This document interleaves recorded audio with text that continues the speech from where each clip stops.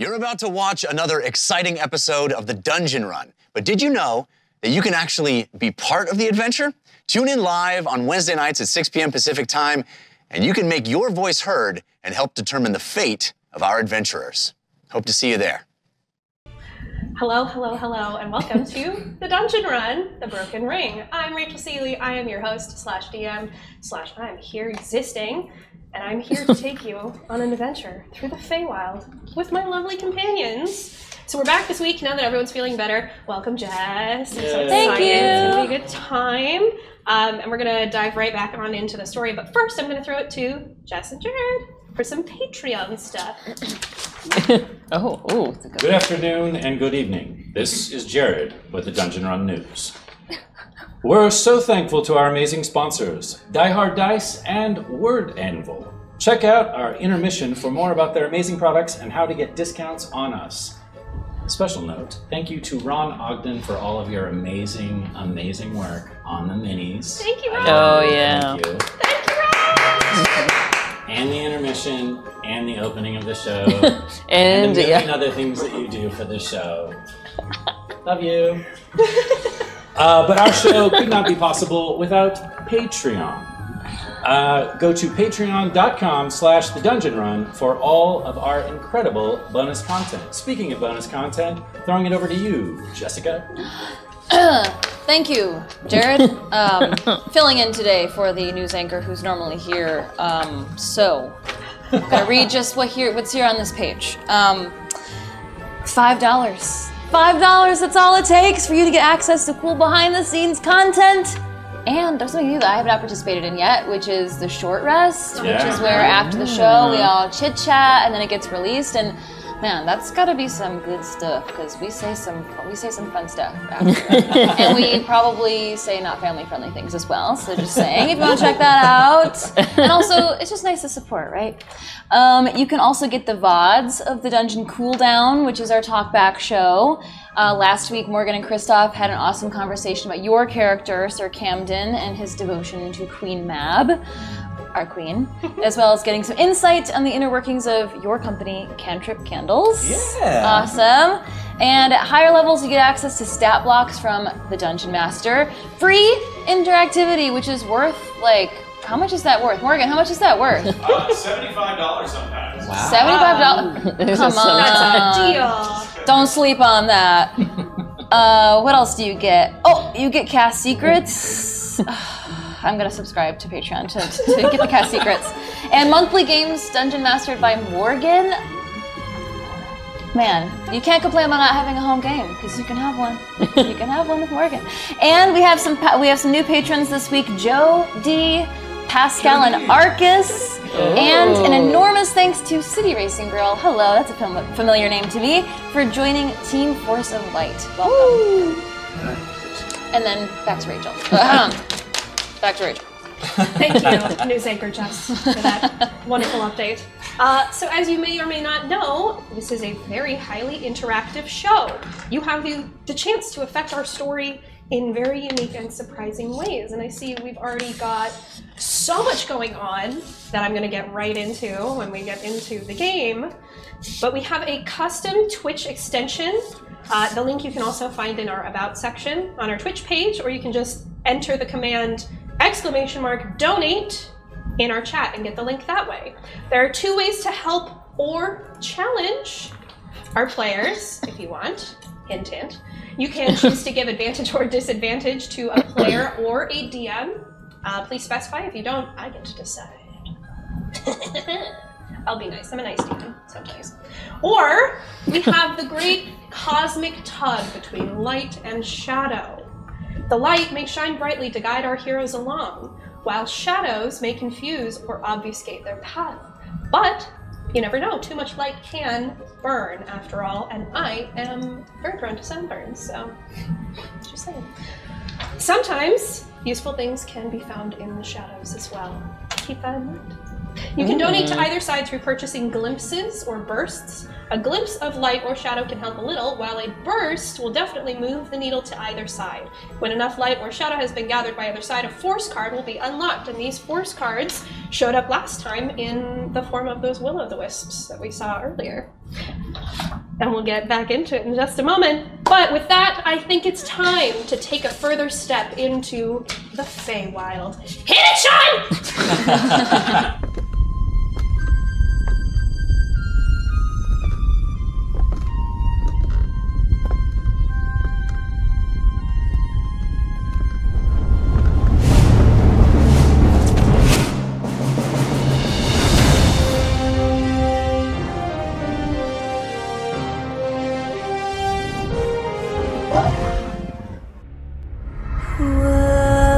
What's here today is gone tomorrow.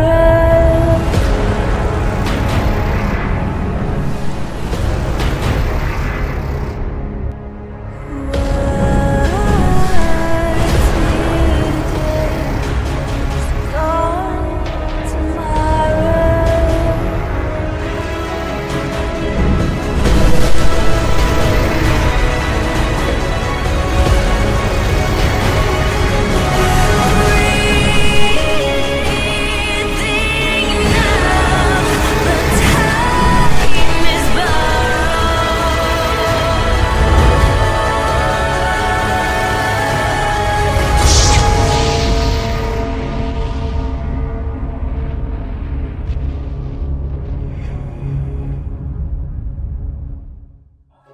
Well, hello there. Imagine seeing you here. Welcome back to the Feywild.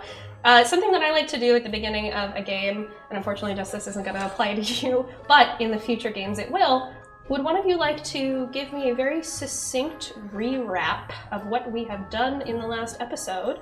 And if you do a good enough job, I'll give you advantage for free on one roll. Yeah! Let's do it, let's do it. So, Allyrick, Bosog, and Sir Camden all were commanded by Queen Mab to investigate a situation with the Barrel Enclave, a druid group. It was a mysterious situation, so we went down. While we were there, we came across a babbling brook, my highlight. We came across a magical bow. And then we investigated the Barrel Enclave, and we found that there was some Oily bodies. oily bodies. Oily bodies that I couldn't even cure. And so now well, we needn't talk about the future, but basically there's this big sickness, some big corruption that's kind of happening.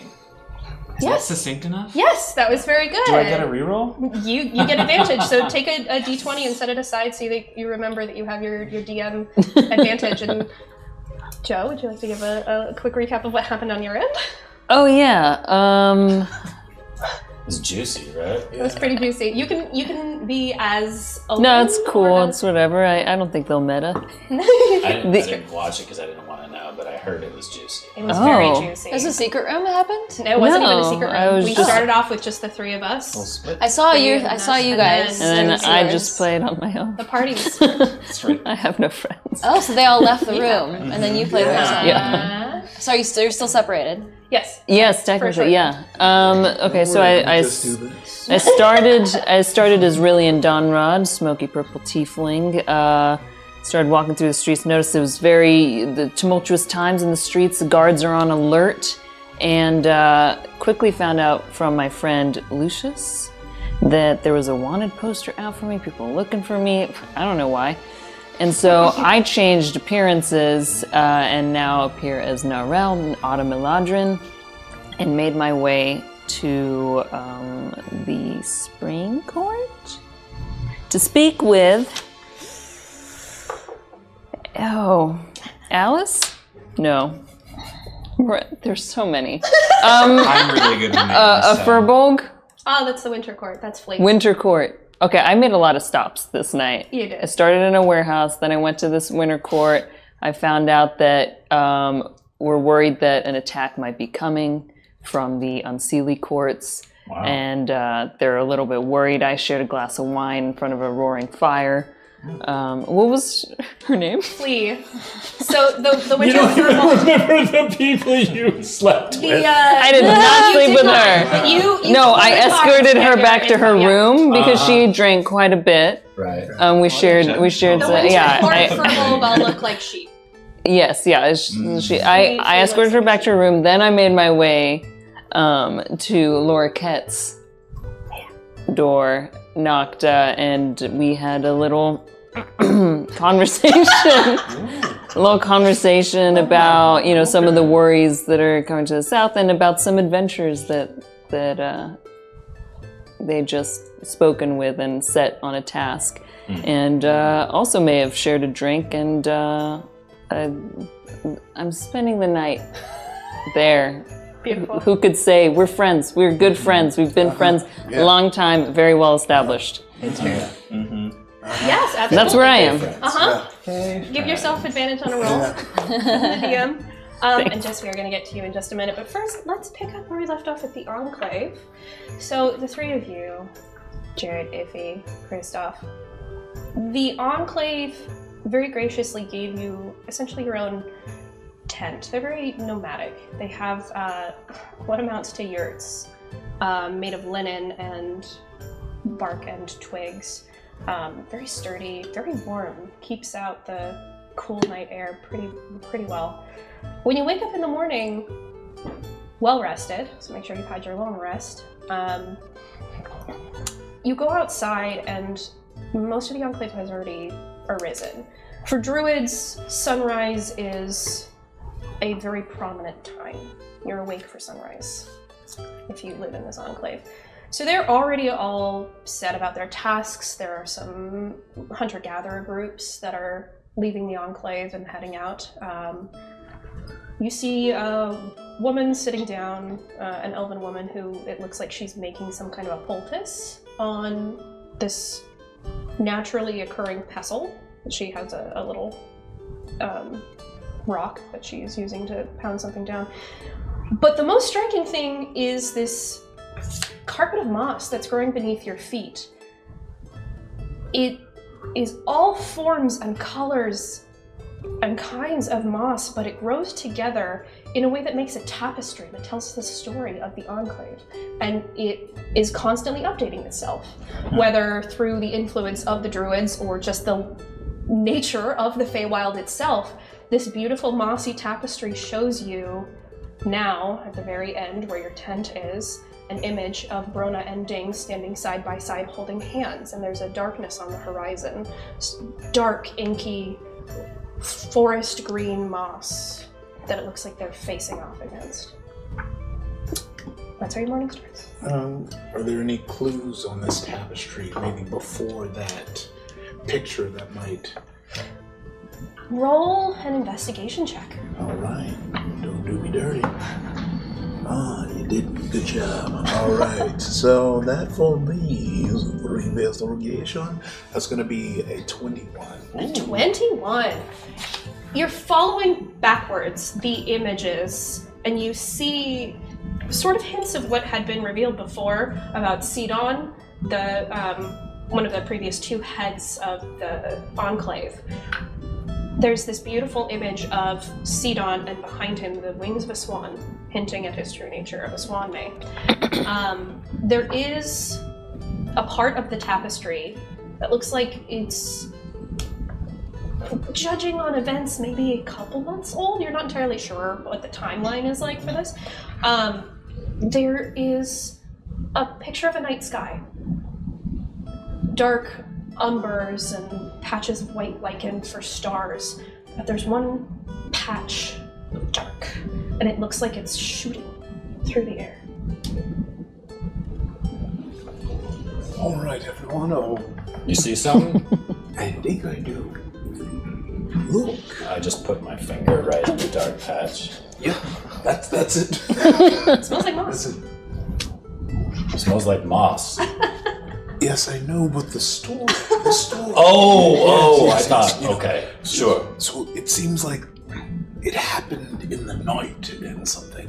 You see in this tableau that it's created, underneath the night sky, it looks like a herd of deer that are just watching it happen.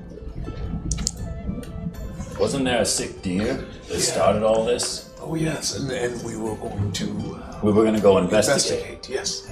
Sir Camden kind of puts his back up and says, "Yes, I thought that was the plan for last night."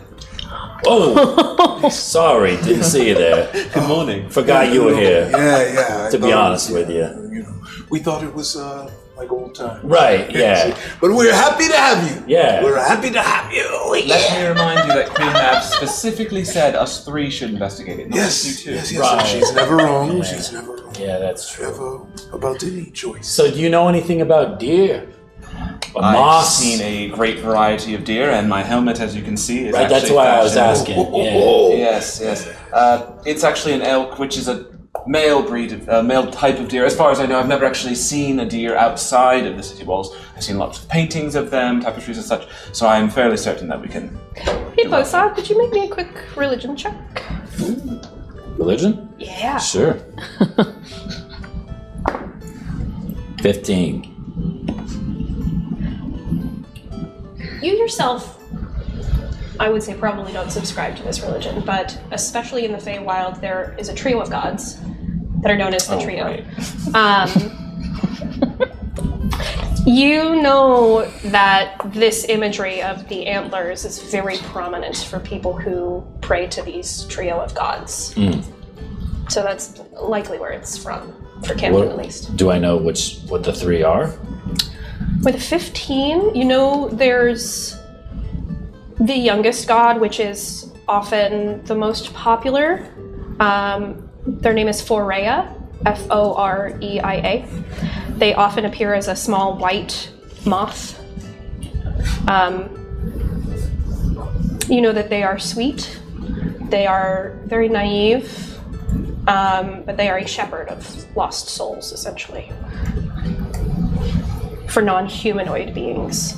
So they are in charge of the sway and pull of souls of the plant life and the animals around you in the Feywild. I don't know the other two, though. You know that one takes the form of a horse and one takes the form of an older masculine figure. But that's about all I know. Yeah, because you worship the trio, right? I do indeed. Yeah. Do you? No. Unsurprised. Yeah.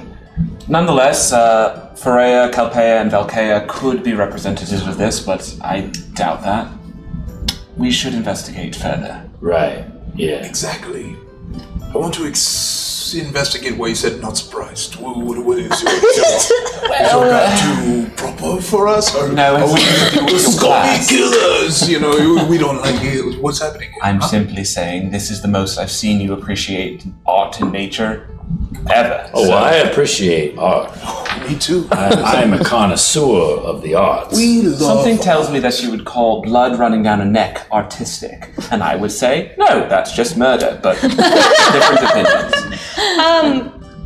So, Camden, as you're saying this, you notice a couple of things happening on that little butterfly. Sure, which I think is now a brooch on my It is, yeah. armor now. You feel it as well as see it because it is attached to you, but you see a quick succession of things.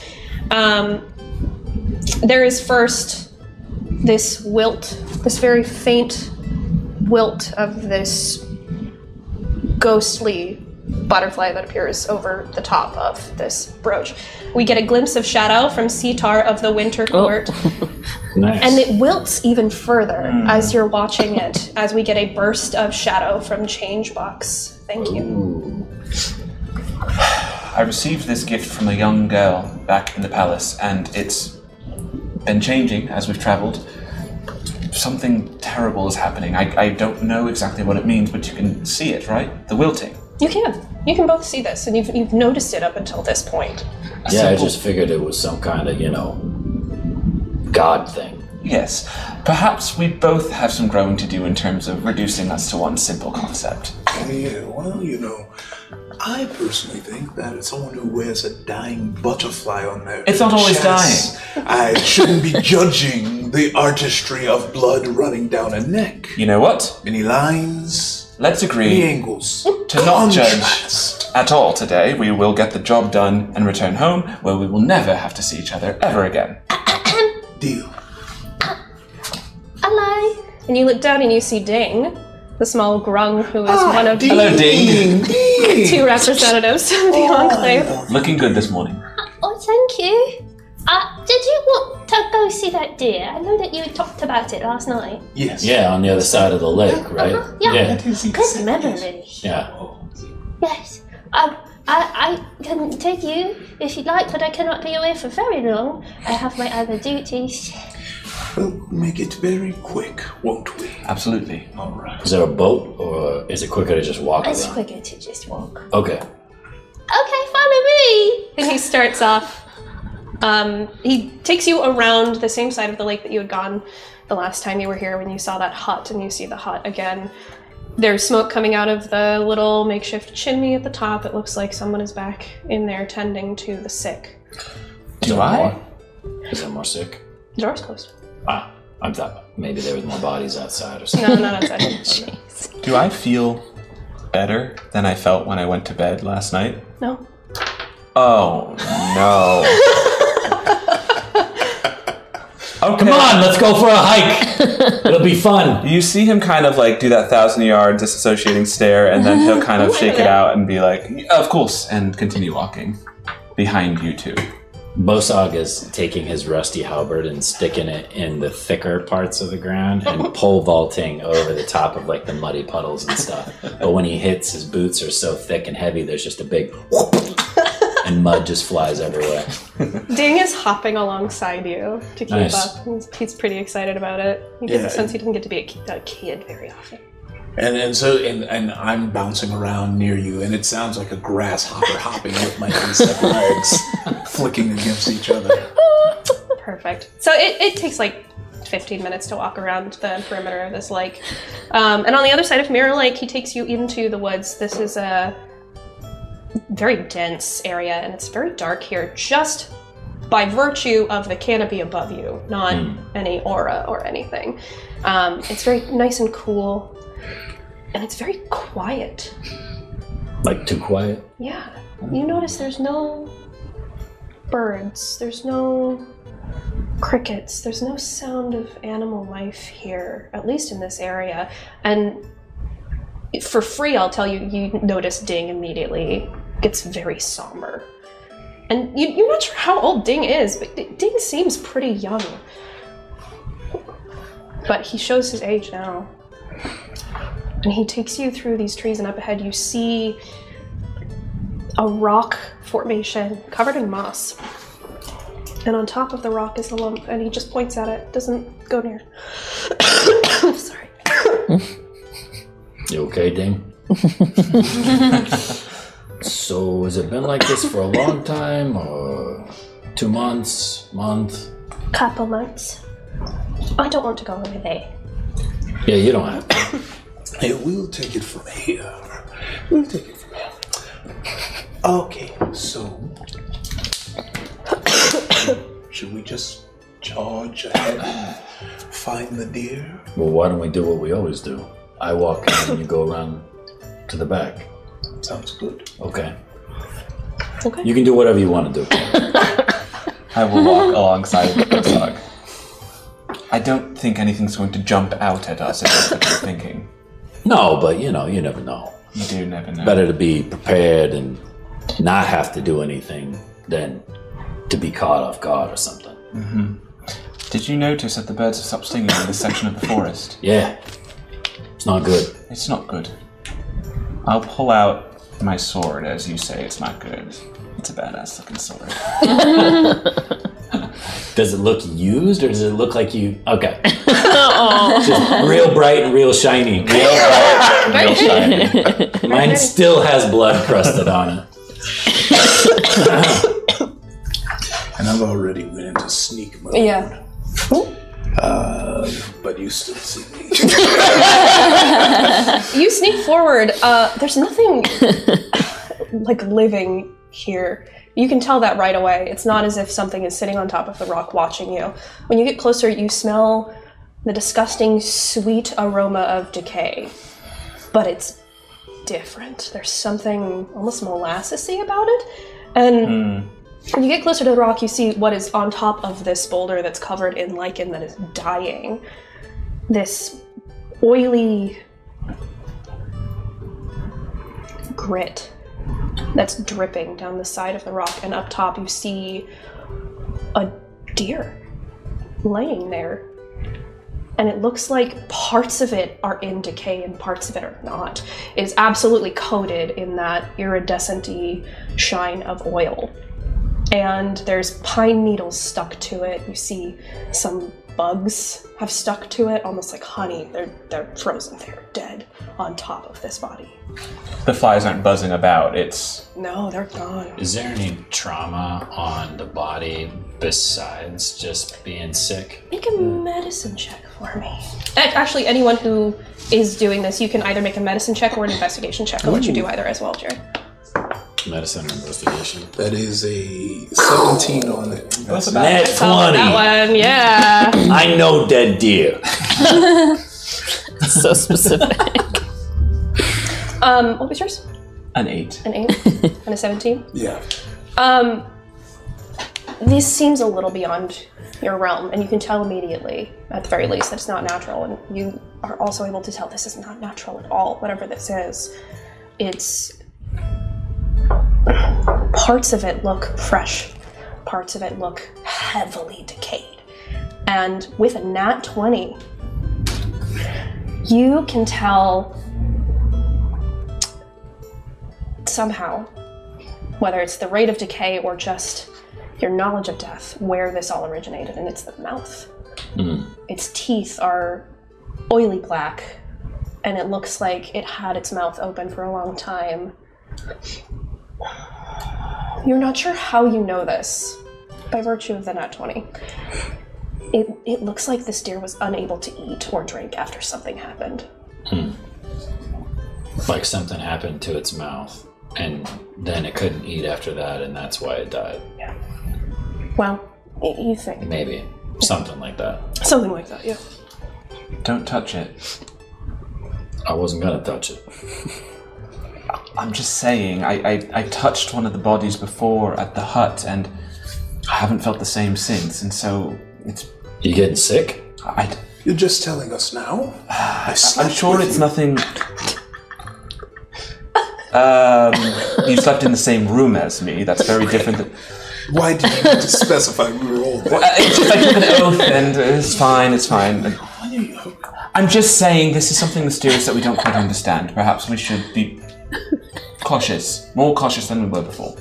Yes. You mean before you felt weird, slept in the same tent? Would the three of you make a history check for me? And Jared, I'll also say, with your nat 20, some parts of this decay look like it's been decaying for a long time. It's 15 for me. You said a history check. Yes, a history check. Not good. Not good. The opposite of 16. My dear knowledge. Okay. You are so focused by the information that you've already received that you're like, I did my part. The two of you, you have the vaguest recollection. You don't really concern yourselves with the Unseelie Court all that often. They stay in their part of the world, you stay in your part of the world, and you stay safe. There's a very tenuous peace between the Seeley and the Unseelie domains. However, you do remember there is a court of oil.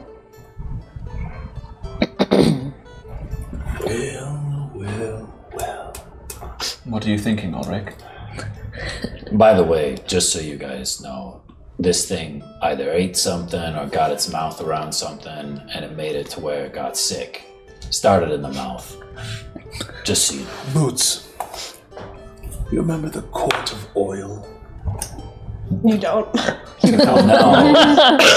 There's such a small faction. Are those they that like to slick the hair back or something? No, they're part of the Unseelie Court. Oh, right. Yeah, I only deal with them when Mab makes me, so I don't remember. What does this look like? It looks like oil. Right? You're perhaps thinking that the court of oil poisoned this creature. That's what I'm working off of right now. I mean, if I'm looking at something that looks oily, it is killing stuff.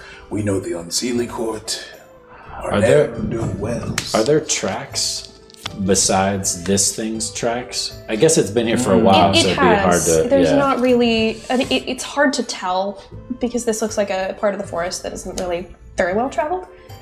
You can't really tell. Not here. Do you think we should take this back to Mab? So she can tell us what to do?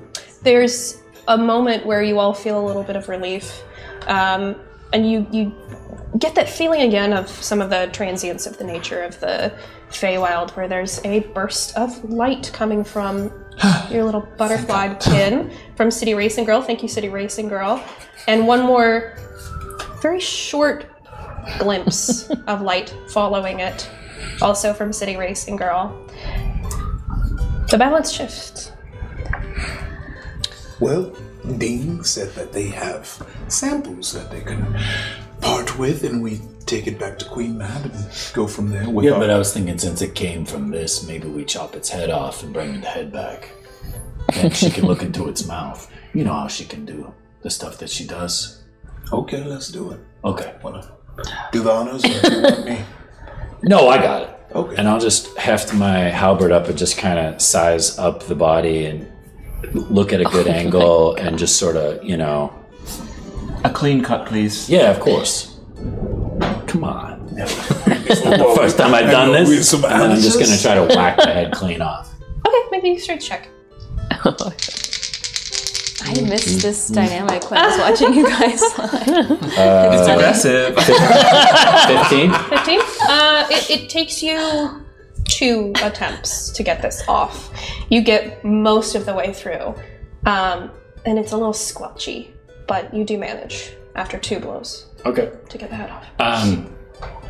I have a barrel on my back that I was going to be using for other things, but because this is more important, I'm going to try to fit the head of the deer. Does it have big antlers sticking up off of it, or little? It looks like it's a little younger. So smaller antlers? Yeah, it doesn't. It's not a full stag, but yeah. Perfect. Then I'll just set it inside the barrel with the antlers kind of sticking up out of the side. Yeah. I don't notice the side eye. Yeah. Is there any oil or substance that comes out from the neck once it's chopped, or has the fluid stopped moving? Make a quick perception check. And don't forget, you can use advantage. I will use it, especially 'cause it because was a I saw 1. what that was. That was a 1. Not much better. I will say, if you would like, I would allow you to use 1 more, and this one is from our audience. It's a 7. Okay. It's a 7. You just giving up. Sorry, I'm not here. I will take the 7. Okay. We'll save that for more urgent matters. You're not sure. You think you might have to sit here for an amount of time to observe this to see if that's where the oil is coming from. Right now, there's no great gush of it. Sure. If you think the sample's good, I would love to be able to say a small prayer and see if we can end this creature's lack of being processed naturally. Sure, of course. Thank you. And I'll sit. I'm not touching it or anything, but I will hold out my hand and just kind of pray to Valkea, asking them to do what they do normally, to let this creature become nature again. Normally I'd have you make a check, but for this, you sit there and you try to commune with your god, and there's a feeling of hurt that comes over you. And you know this isn't one of those emotions in the Feywild kind of thing. This is from your connection. And through you get this feeling of shame at, this is what I'm here for and I can't do it. Valkea, through you, cannot get to this creature. It's beyond them, somehow. I'll sheath my sword after a couple moments, stand up and look kind of pissed, and then say, I'm ready when you are. On that note, So I finished tying it to the barrel and strapping it on my back. Yeah, let's go. Okay. All right, back to Queen Mab. So on that note, we are going to switch over to Narelle. Oh. And Narelle, you wake up in the very comfy Okay. guest room that Laura Cat has set you up in. Very maximalist decoration style in this room in particular. Very busy wallpaper. Very like Robert Morris designs of vines and thistles and different like animal faces that appear in the wallpaper. And as you come to from sleeping, you hear the sound of talking downstairs and this lovely smell of coffee. Oh, wonderful. I'm gonna put on what I imagine there's like a silk robe nearby. Oh god, yeah. Oh, put that on, tie it up. Look at myself in the mirror for a second. You look great. And I'll head down. Okay. Hono. Oh. You were told, go to Lorcat, bring this news, and a book. You vaguely know the family in the Spring Court. You know the daughter, vaguely as well. She's been kind, a young woman, betrothed to someone in the Summer Court. There's some drama happening you're not entirely sure of. You're not necessarily the person people would bring their tea to. But you know, I love it, honey. But you were told, go to Lorcat to bring these things. And you know Lorcat. Lorcat is this elven man who is a go-between for Mab and many people. He's essentially a quest giver. He deals out things for people to do for Mab. Very high up, not in any particular court, because he's sort of above the court in a way, in terms of position. Broad shoulders, very narrow waist, angular features, shock of bright red hair. He's got one eye that looks like it's made of labradorite. It's shiny and blue, and it's got flecks of gold in it, and the other one is a normal... Today it's brown. A brown eye. And he has invited you inside his apartments. Very tastefully done. And he has made you a cup of coffee and is sitting down to talk with you. Can you describe what Hono looks like when Narelle comes down the stairs and sees you? Yeah, so Hono, she is a tortle, and she's very, very old. She's been around as long as anyone can remember. She's a friend and foe to no one. She kind of lives by her own moral code. Deep gray-green mottled skin, saggy, bald, lichen on her shell with some like fey warding symbols, probably. You can kind of tell she's squinting because she's, she's almost blind, and her knees are going out. So, that's about it for her. Okay. Narelle, when you come down the stairs, you see Lorcat and Hono talking in hushed tones to each other. Have I seen Hono before? You have. Hono is in and out of Mab's inner circle a lot. Oh. Hono knows many things and somehow knows nothing at the same time. A very, very enigmatic creature. Because you have lived so long, there are some things that you remember from a long time ago, and there are some things that you've forgotten. Mm-hmm. But has almost always been a presence in the court, so you absolutely do know of them at the very least. Can I try and eavesdrop first? Sure. Would you make a stealth check, and would you make a perception check for me? Oh yeah. Since I just woke up, can I maybe not have my armor disadvantage? Sure, yeah. I'll let you have that. You're just wearing a silk robe. Silk robes are quiet. Nat 20. Ooh, I got a 23. Beat me. 24, yeah. So. You're able to listen into the conversation, and you know Lorcat very well. Lorcat has been here almost as long as you have. Kind of came out of nowhere, but is the confidant. If you were to trust anyone in this court, it would absolutely be Lorcat. And you were going to tell me all about the tea, right? The tea with the spring court and the winter court, the summer court. Someone's betrothed to someone ain't getting what they want. What's going on, honey? Frankly, I don't know too much about that. What do you mean? Honey, you know how far I walked, and you know it takes me 4 times as long as everybody else to get through the swamp. I appreciate you bringing this. There's some drama happening in the court. A betrothal that went awry is all that I know. Someone's cheating on someone, I'm not sure. That's how it always goes. Can you make a quick insight check for me? Yes. 5 plus 4. 9. Yeah, Loriket's absolutely telling you everything he knows. Loriket, Yes, darling. you gotta get out, honey. I'm How am I ever gonna get the gossip on the train if I can't get it from you? It listen, stops now, here. I'm not the best person for this. All right, well, you can't. I'm sorry. I got you this book. Okay, book? the book from Queen Mab. That's from Mab. Well, you know, honey, I didn't just come here for some tea. So you know this book specifically is from the princess in the Spring Court. Her name is Mara. From the princess, Yes. you said? Yeah. From the princess in the Spring Court. Who is the daughter? Yeah. Okay. She is the daughter of the people who are the representatives of the Spring Court, and they also happen to be part of the royal family. So each court has its own representative, and then within the court itself, they also have a hierarchy in terms of royalty. And sometimes it's just a figurehead, sometimes it's actual power. So Mab is delivering the book from the Spring. Mab is delivering the scroll that you have.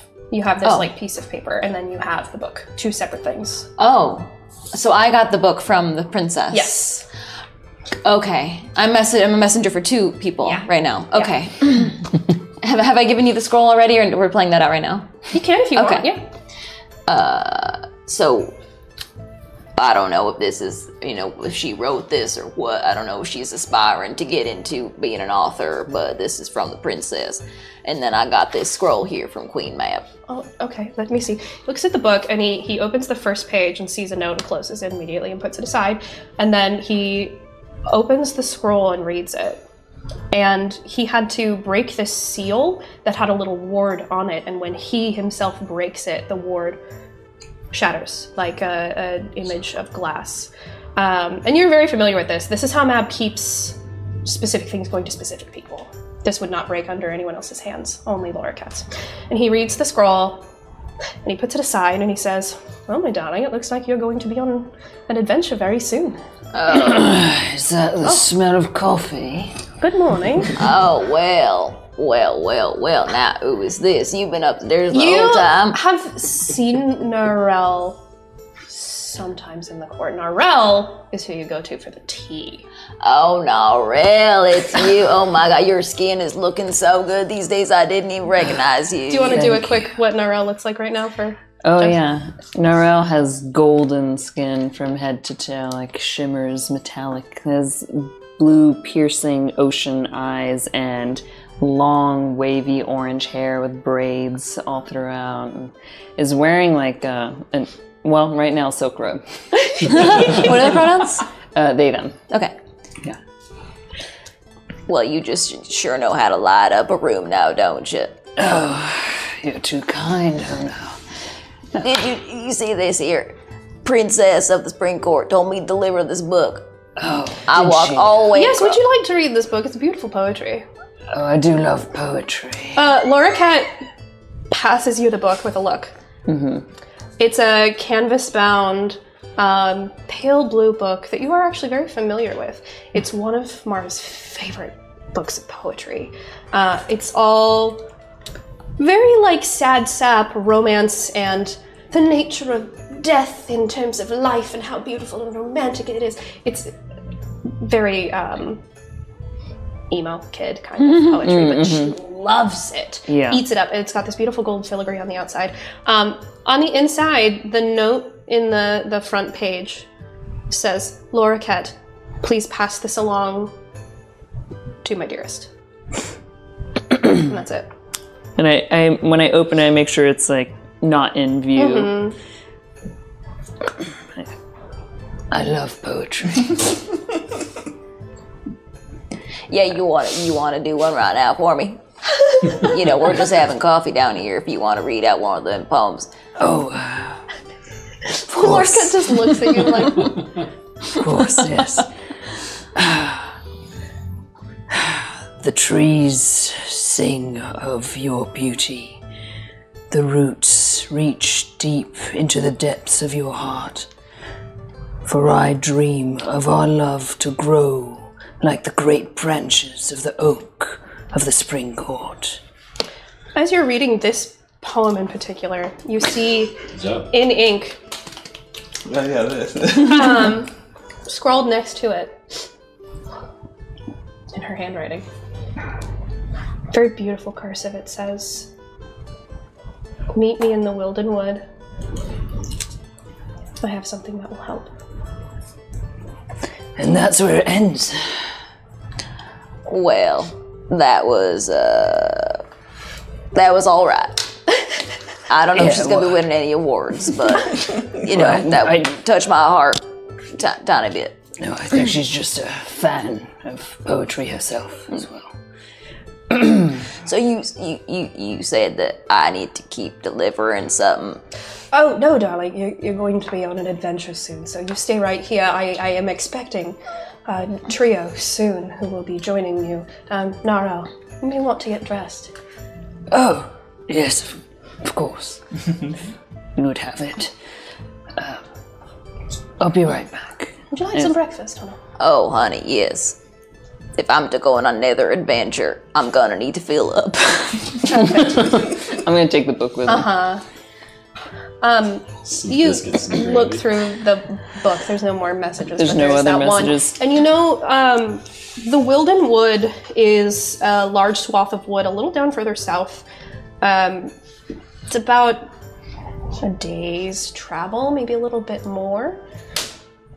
Okay. Alright, I go get changed. When I come back down now, I'm in like a red open vest, no shirt underneath, and just little like, what are they called? Those like cropped pants. Mm-hmm. Yeah. That are, thanks. That's exactly what they're called. And just on red and gold, and it's, you know, I might as well not have gotten dressed. It's just, and sandals. High waters? And I'm ready to go. And there's like probably a peak of somehow some armor in all of this, but you know, magical fae. Yes. Hiding stuff. You know, back when I was your age, I used to look just as good as you. Oh, if you can believe it. Used to. Well, don't you be trying to flatter me now. I know. Did you recently wax your shells? Looking incredibly shiny. You know what? No, I didn't wax it. What happened is this big old snail landed on it and just lived on it. Like giant snail lived on it, and its secretion just kind of stayed, and the slime like hardened on the back, kind of creating like a lacquer on the back. So that's what that was. That was the snail juice. Well, it's beautiful. Thank you. Heard snail juice is incredible. Really good for your skin if you can figure out it's on your back. It's called slugging. Yeah, it's called slugging. Yeah. Sorry. I sense someone at the door. And with perfect timing, there is a knock at the door. And He's so cool. After He's so cool. After your day of travel, straight travel, and with your shortcuts, you manage to get back in good time. You do get some looks when you bring this decapitated deer head in the barrel into the city. Some of the city guard are very confused, but because they see you with Camden, they just kind of let it go. And they also know who you are at this point. And you go back to your go-between, Loriket. You knock on his door, and Loriket gracefully steps up and like a cat moves to the door, pulls it open, and you see inside of this very tastefully decorated house, two people already sitting at a table. Is that coffee? Oh Yes, my God! like Is that Boots?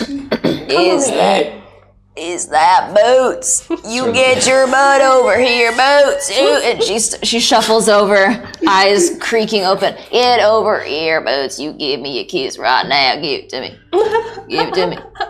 Come on, honey. He very, very reluctantly sets down the halberd, sets down the barrel with the dead deer head in it, walks over, wipes his face off with his hand, and gets up on his tippy toes and kisses you on the cheek. Oh my God, it's been forever now.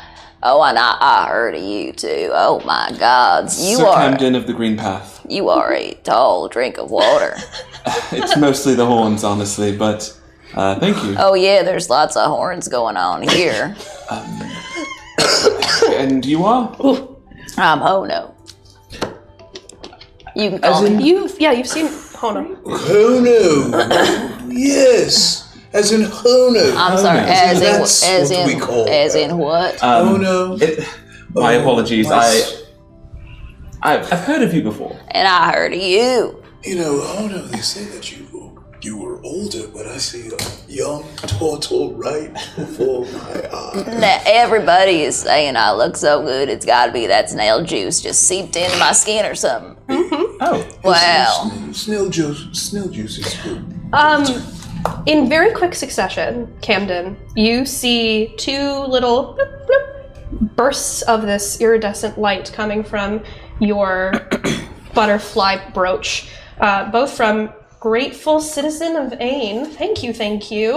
And out of nowhere, a beautiful manic pixie blinks into existence and targets Narelle. Just minding my own business back here. This manic pixie shoots over to you and begins to cut your hair, but not like the other pixie's hair. Your hair is masterfully transformed into the perfect dyed pixie cut of your preferred color until the end of our next round of combat, which will be a while. What color is your hair? It's let's do a seafoam green. You have the most beautiful seafoam green pixie cut right now. Unfortunately, it is so incredible that it makes it hard for you to hide or disguise yourselves. You're going to have disadvantage on stealth and deception checks. Whoa. Just for clarity, what race is Narelle? Eladrin. Eladrin, okay. Yeah, so long elfy ears, but just gold skin basically. Boots. Yeah. Sorry. I know we've been traveling for quite some time. Right. But did the Eladrin's hair change? This pixie gives a laugh and then out of existence. Hate it when they do that. The balance of light and dark shifts a little further to the light. I take a breath in, relaxing a bit. Now, next time that happens, you gotta just grab it out of the air and chomp its head off. Well, now, the Pixies and I have an agreement. I wouldn't want to sour that relation. All right. And does Allyrick know Narelle? Vaguely, yeah.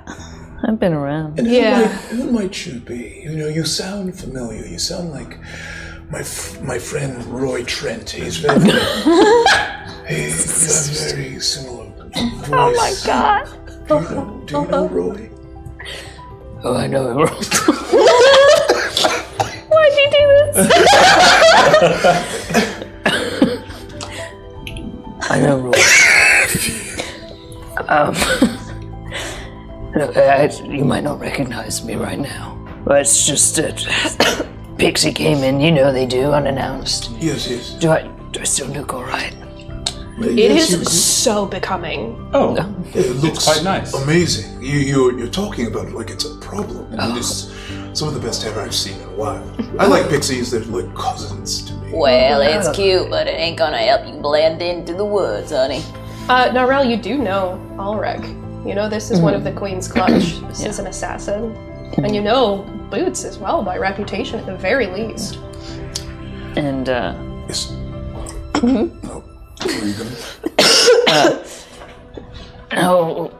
Would we have the fine pleasure of such skilled worksmen as yourselves?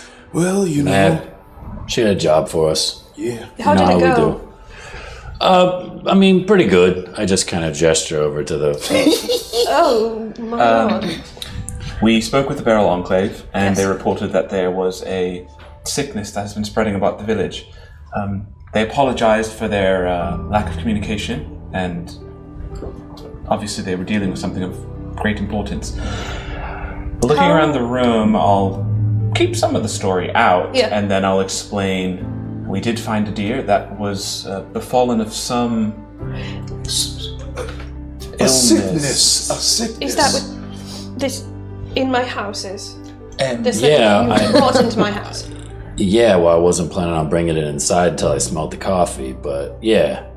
Oh, would you like, here. And he goes and gets these little, it's like they're made of marble, these little cups, and he fills them with this very aromatic coffee and gives each of you a Oh, thank you. I'm gonna...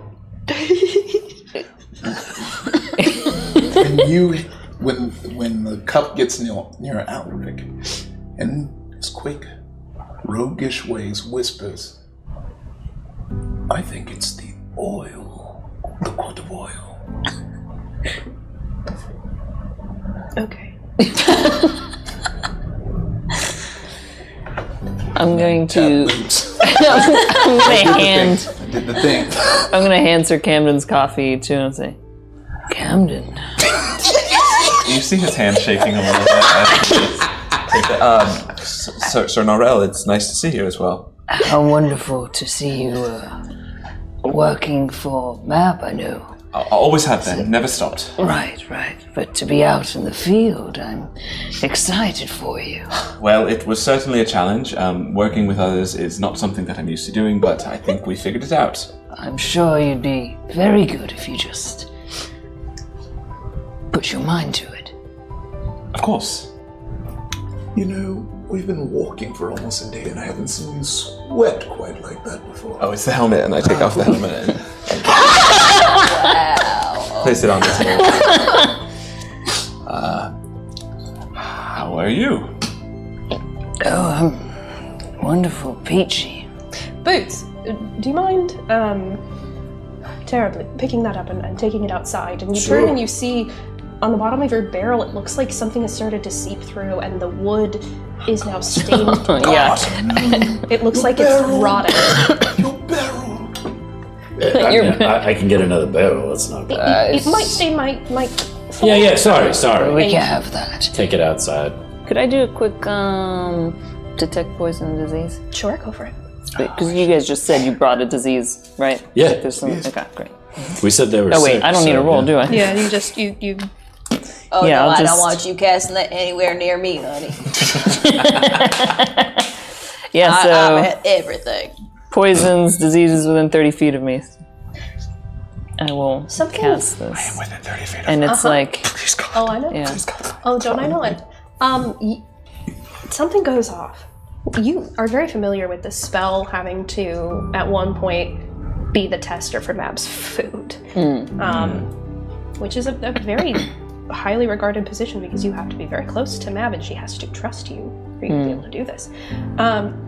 This is not like anything you've ever experienced before. There is something, when you go into this almost trance-like state and open your senses, something sort of pulls at you.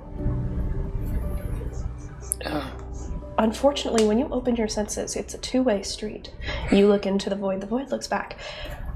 You get this sinking feeling, and you get shivers all along your arms and down your sides and down your back. There's something very cold, like the deepest reaches of space, and it sits so heavy in your stomach. You almost get a little nauseous. You're very cold. And it sort of goes away just a little bit when the barrel is taken outside, but you get just the faintest sense of this cold coming off of Camden and Boots when he re-enters. It's something different. This is not natural. Nor does it feel magical.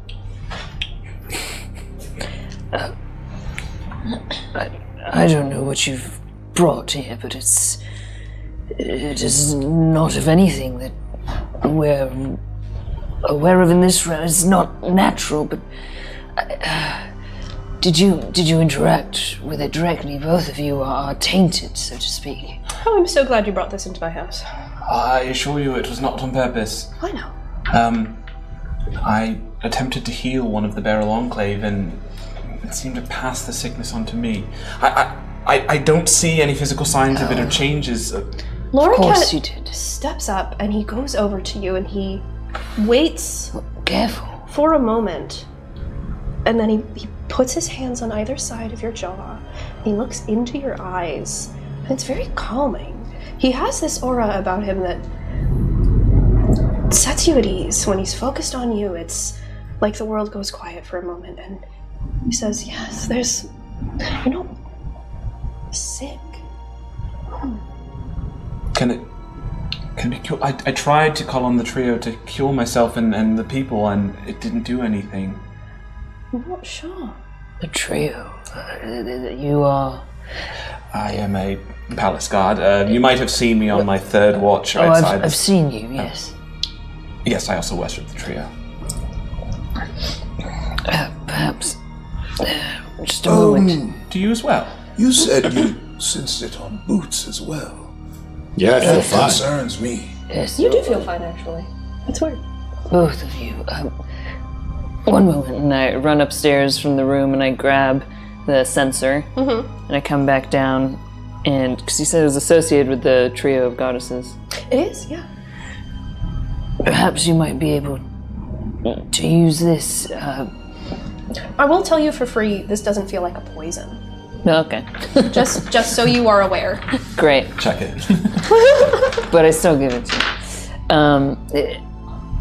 Although I'm not sure if it could help right here, I suppose, but the goddesses work with this sensor, or they have blessed it in some way. As you give this over, there is a warm sensation that comes from your brooch, and we get another burst of light from Just Jules, and you feel, that's right. That feels appropriate, somehow. Do I feel like a lesser restoration would do anything? Make a medicine check. Okay. And you do have advantage. Oh yeah, we still have that I one. still haven't used the... And you also have the advantage from earlier, yeah. I'll use your advantage just in case. Okay. 22. 22. This is not something that restoration would cure. Shoot. Well, unfortunately, I don't think I can help you. That's all right. Thank you for trying. This is beautiful. Oh yeah, I just found it. Such a treasure. Do you mind if I borrow it? No, I gave it to you. Thank you. That's very kind. It's a gift. You know, your.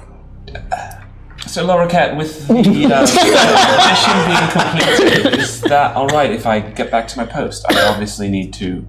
Unfortunately, no, darling. We have replaced you on your post because you are doing something else. And he picks up this parchment that was rolled up into a scroll, and you recognize this purpley wax seal from Mab. And he puts it down on the coffee table, and he sits in this very plush armchair, and he steeples his fingers and he says, the 5 of you have been requested. There is more happening south than we fully realized. There are rumors, and this is not something you are allowed to take outside of this room. Do you all understand? Yes. This is of the utmost importance. You are all, in some way, trusted by Mab. Each of us? Each of you. Equally. Yes, it's weird to me too. You have all been chosen for a purpose. And I am afraid that is all coming to a head now in some form. The throne is empty. What do you mean by that? I mean that the throne is empty. In the south. Okay. Nothing has happened to Mab. I thought something happened to Queen Mab. My entire identity is I tied was up in going that, to. so- I will say, however, No one has seen Mab in a few days. Not uncommon. But with this vacant throne in the south, we are all very concerned here. Mab comes and goes as she pleases. She follows her own whims, as you know.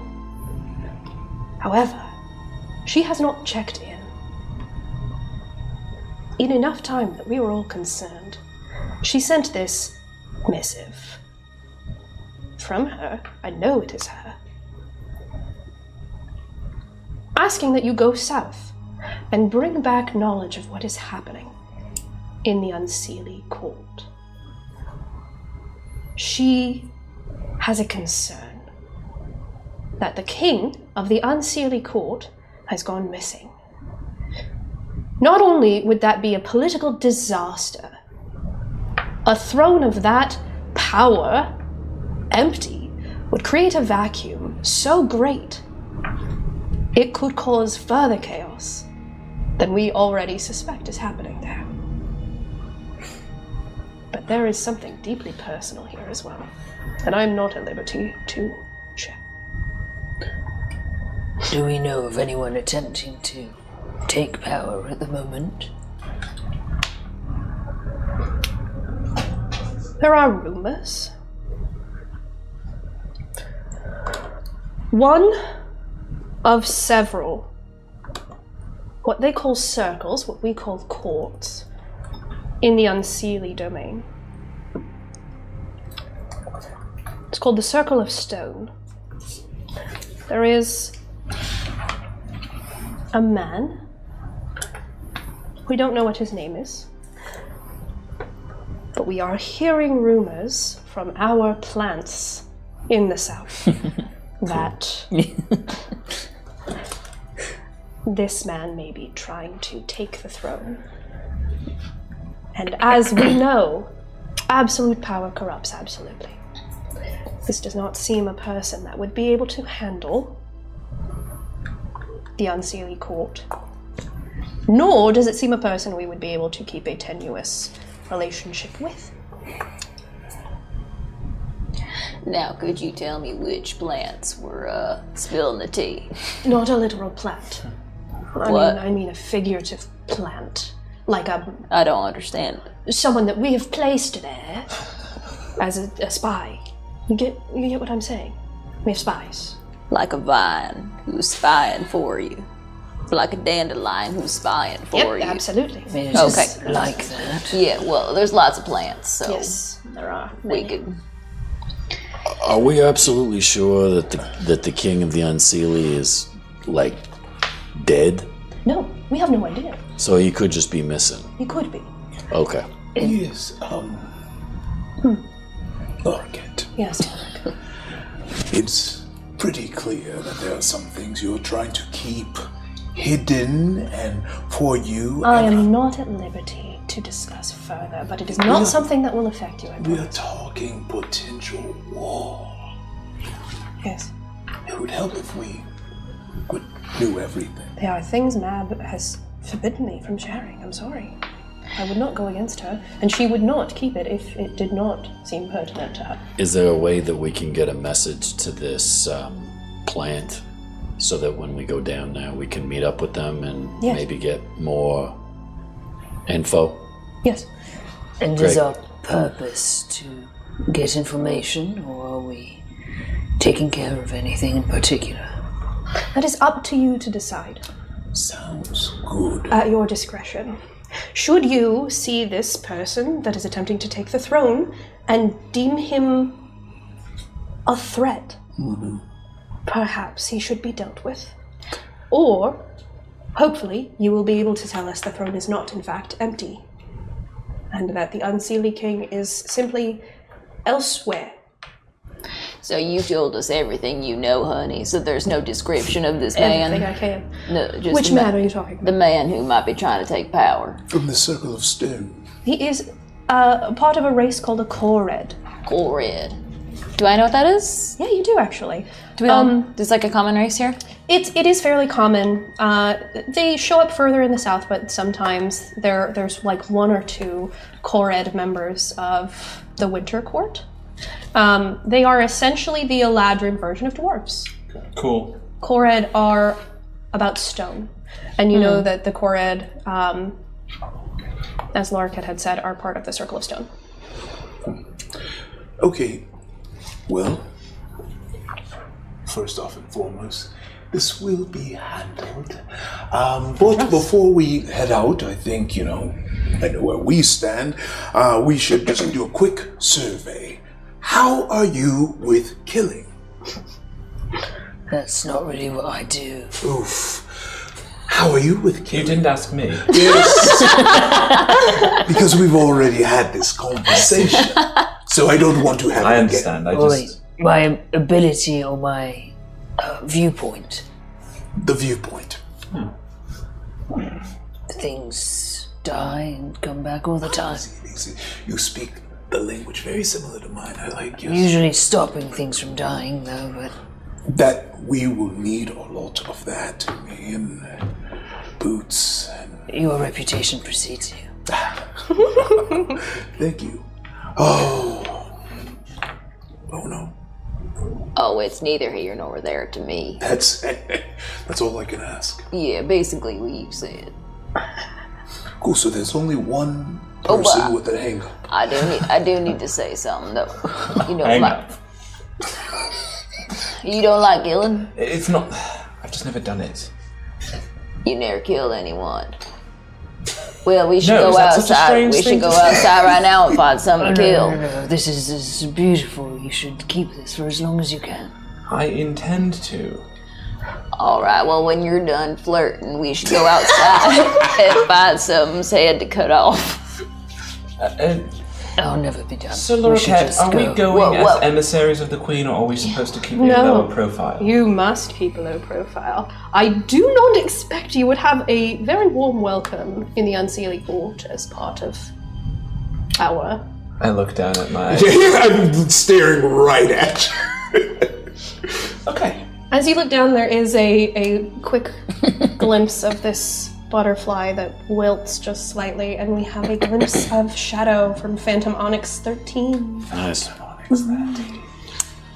So, what is our relationship with the Unseelie Court? What do I know, and what is our relationship with the Corid specifically? Is that DM question? Yeah. Okay.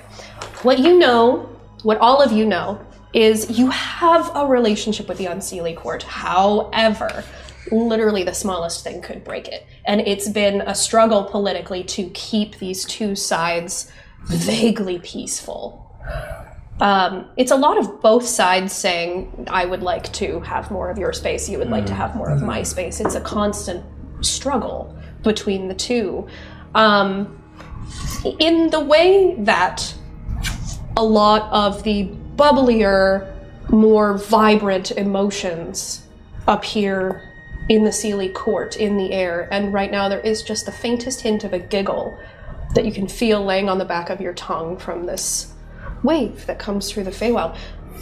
There has to be a place for other emotions. And in the Feywild, sorrow is heavy. It sinks south. This is what you know about the Unseelie Court. This is where it's difficult for people in the Seeley Court to go, because this is mostly when you get your most prominent experiences with negative emotions, is in the south. Well, I say we should head out now. I'm alright with that. I will need to change my armor. I'll only need 5 minutes or so. To answer your further question about the Corid, you don't know too much. They're dwarves. Is there a way to talk to somebody who might know? I'll say that in character. Now that I think about it. So, Lorikhet, yes. Other than this spy, this plant that you have down there, is there anybody that we can talk to here or on the way from here to there that could, fill us in on the situation a little bit better? A contact. The Unseelie Court tends to keep their affairs to themselves. Maybe we can grace somebody's palm, No one that I am familiar with. Perhaps you may run across people on your way further south that may have more knowledge, but aside from our plant there, I'm afraid I can't help you. The Corrids that are in the winter court here have not been in the south for a very long time. And now, how many days' walk is it going to be? It's quite a ways. However, on that subject, I have somewhat of a gift for you. Oh, you got a cart. Oh, you got Even a cart. better. Oh. If you would like to follow me. And in fact, he goes over to a bookcase and he's rummaging around a little bit, and from behind a couple of books, he grabs a bag. And you recognize this as a bag of holding. And he comes over and he puts it down on the coffee table and he says, there may be something in there that you can use, and you can also take the bag with you. I would recommend if you find other things like this, and he points to this ring of dark where this oil has seeped into his floor. He says, you may want to put it in. Inside the bag? Yes. Got it. It won't taint the rest. Don't believe so. Bags of holding can be very compartmentalized. But All right. I have a mode of transportation for you. Would you like to come with me? Of course. Yes. Oh, yes. I immediately grab the bag, but then I think about it and I hand it over to you, Al. There's something in the bag. You can feel it.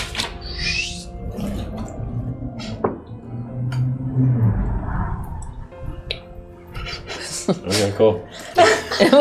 What is it? It's a magic brooch. Yes. Cute. Once attuned to I the also feel like that's something that you would have. Why do you get all the cool stuff? He already has 2 brooches. Just gonna have a collection. Yeah. I mean, that makes sense, Yes, right? yes. Yeah. But I'll put it back in the bag just in case anyone wants to use it. It's a brooch.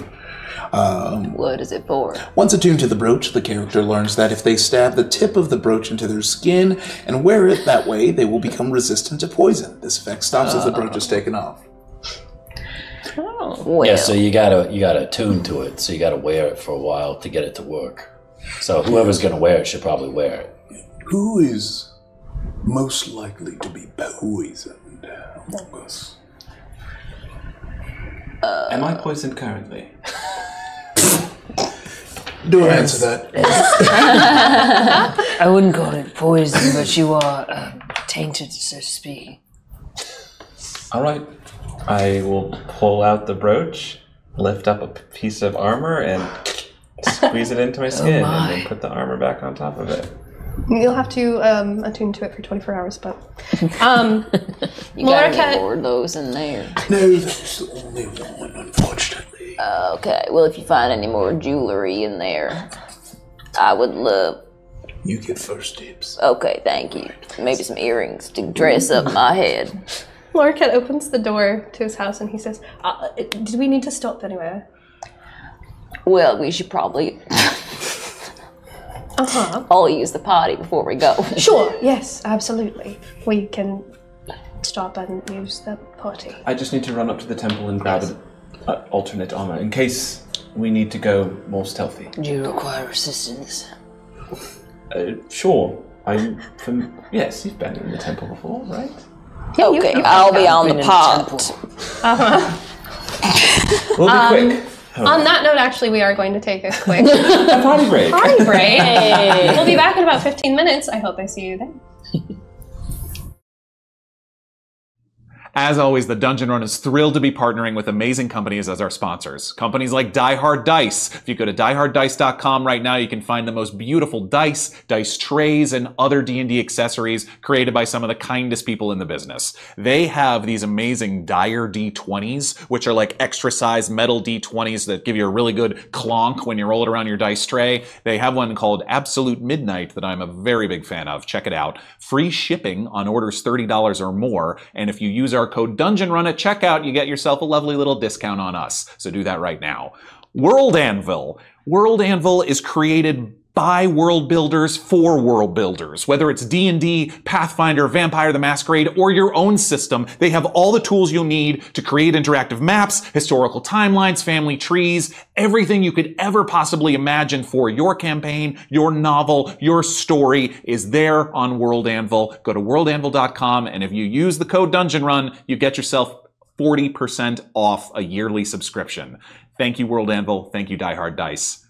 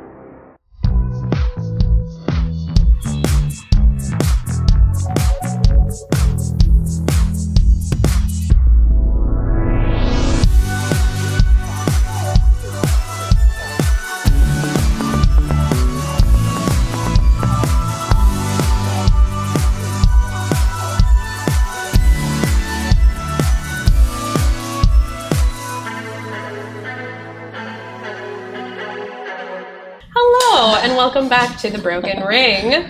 Let's pick up right where we left off. Larkat has the door open for you, and he also gives you a look, and he's like, do you want to take the barrel? Yeah, I'll take it. I was going to try to show it to Mab, but she's not around, so...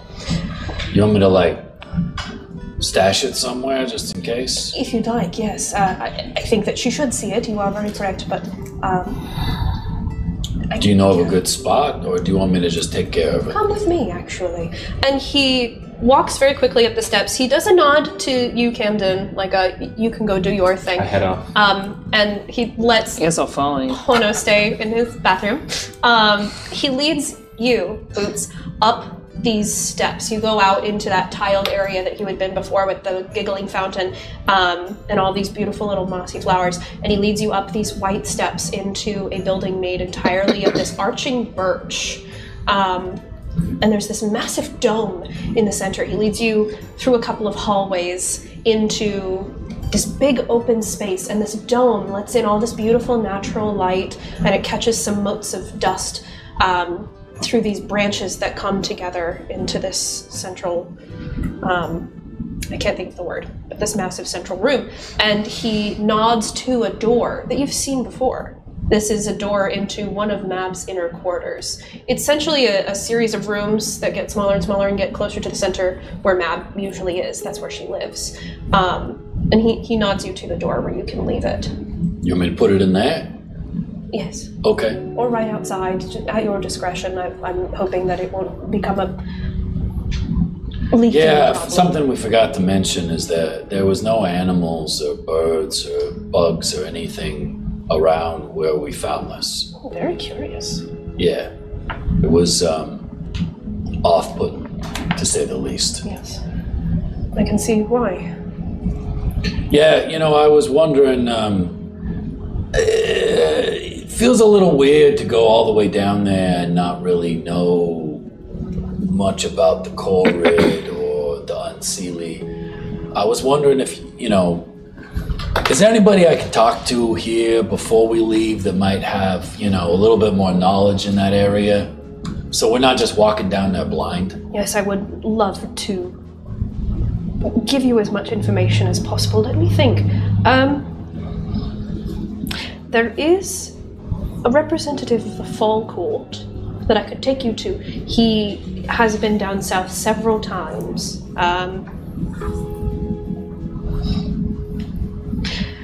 The problem is a lot of the information we have isn't up to date as much because we just don't mix. Right. And I hope that doesn't come off as...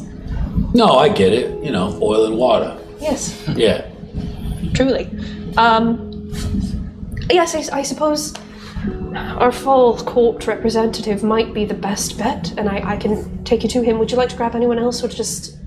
Well, if Al wants to come, I don't know. You knew I would love to come. I just imagine that you're always there, but you're like behind me and like in the shadows. If Al wants to come and you're just like, bing! I'm here. Yes, I would. Yeah, he takes the two of you out of this birch building. And the building itself is in the center of Caer Annen Rock, the city of the Unseelie Court, and each court has its own neighborhood, essentially, in like four corners kind of an area. And he takes you into the Fall Court, and everything in here looks very appropriate to fall. It's a lot of buildings created of evergreen. There's a very heavy scent of cedar. The pathways, cobblestones, are all absolutely covered in pine needles. It smells like fall here. Yeah. And there's a lot of mead and apples being roasted. Very warm smells.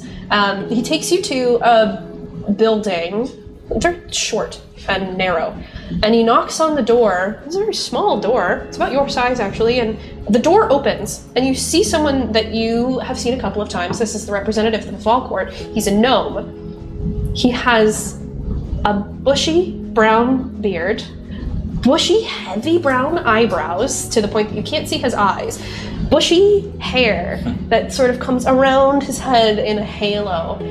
He's dressed very simply, and his name is Syzygy Figgleby. That's spelled Z-I-Z-I-G-Y. Zizzle? Syzygy. Syzygy. Syzygy. Fizzleby.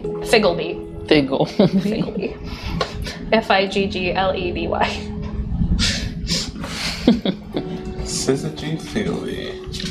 Aye. Hey! Aye. Nice to meet you. Nice to meet you. Boots. Yeah. Yeah. Syzygy. This is Al. Hello. Hello, Al. He's kind of breathing heavy. You get the sense this is an older guy. And has this little cane that he leans on. He says, how can I help you? Lorquette said that you might know something about the Corrid. Or the Unseelie. Yeah. Yeah. Okay. Come in. Great. Thank you. You get the sense this is not a topic he gets to talk about a lot. He's a little confused about it. I actually, you notice this, I actually take the time to wipe my feet off before I walk inside, which I haven't done previously. Boots respecting his elders. So. He leads you into his little parlor that's just like a very simple wooden chair with a little heart carved into the back of it, very like Swedish design. It's very like folkish IKEA. And he's got this roaring fire in this cedar carved fireplace that's in the shape of a goat's head. And it has these two horns that curl back, and he's got some things dangling from them, just tchotchkes and things, and he sits down. Nice place. Thanks. I made it. A long time ago. I'm kind of old, you see. What specifically do you want to know? We don't really have parties with these people. Right, well, you know, I was just wondering if I was gonna, let's say, you know, make a deal with Corrid or something, I just want to know, you know, what kind of things do they value? What brings respect, you know? Oh, rocks. Rocks. Like nice rocks? Yeah. They're the circle of the stone. Now, down south, everybody has kind of a vibe to them, if you know what I mean. Each particular domain kind of has their own opinion of themselves and of each other. So the 4 domains, they have their courts. They're called circles. The 4 circles that they have are the circle of machines, the circle of oil, the circle of stone, and that's the Corrids. And then the circle of the Fade. Fade? Fade. F-A-D. Fade. Okay. Now, the Corrid, I don't know them too well. We have some here, but they haven't been south in a long time. They are dwarves who resonate with the stone and the earth on a genetic level. They can be temperamental and they can be very easily worked up, but they like their coliseums, you know? They like their fighting. They like to punch. They respect strength and victory. I like the sound of that. Yes, that seems like that's going to be really good for you. Yeah. I went to their city once in their domain, and it's built on top of itself, kind of like an anthill, and it's all red stone. If you were to make a deal, you might have to best him in battle, or give them a nice rock. I'm not sure. Depends on the person that you're talking to. What about the? You got a question? Yes, but I'll wait. Yeah, okay, so what about the Unseelie? I've only heard rumors, you know, I mean, there've been a couple of times where I've had to, you know. Yeah, so I don't want to have to go down there and do that, you know, when it's their home. Sure, that just doesn't make sense to me. Are we really going down there? Yeah, that's where we're going. Yes, we want to go down there. Yeah. You mentioned the circle of oil. Yeah. Do you happen to have any information? Oh, yeah. It's, a bunch of buggles and svarts and smaller things. They're normally known for taking in people that on their own seem very weak, but in a pack they're very formidable. You know, svarts, they're very small, but they, like us gnomes, if you get a bunch of them, they're very dangerous in battle. Yeah, just like the redcaps. Yes.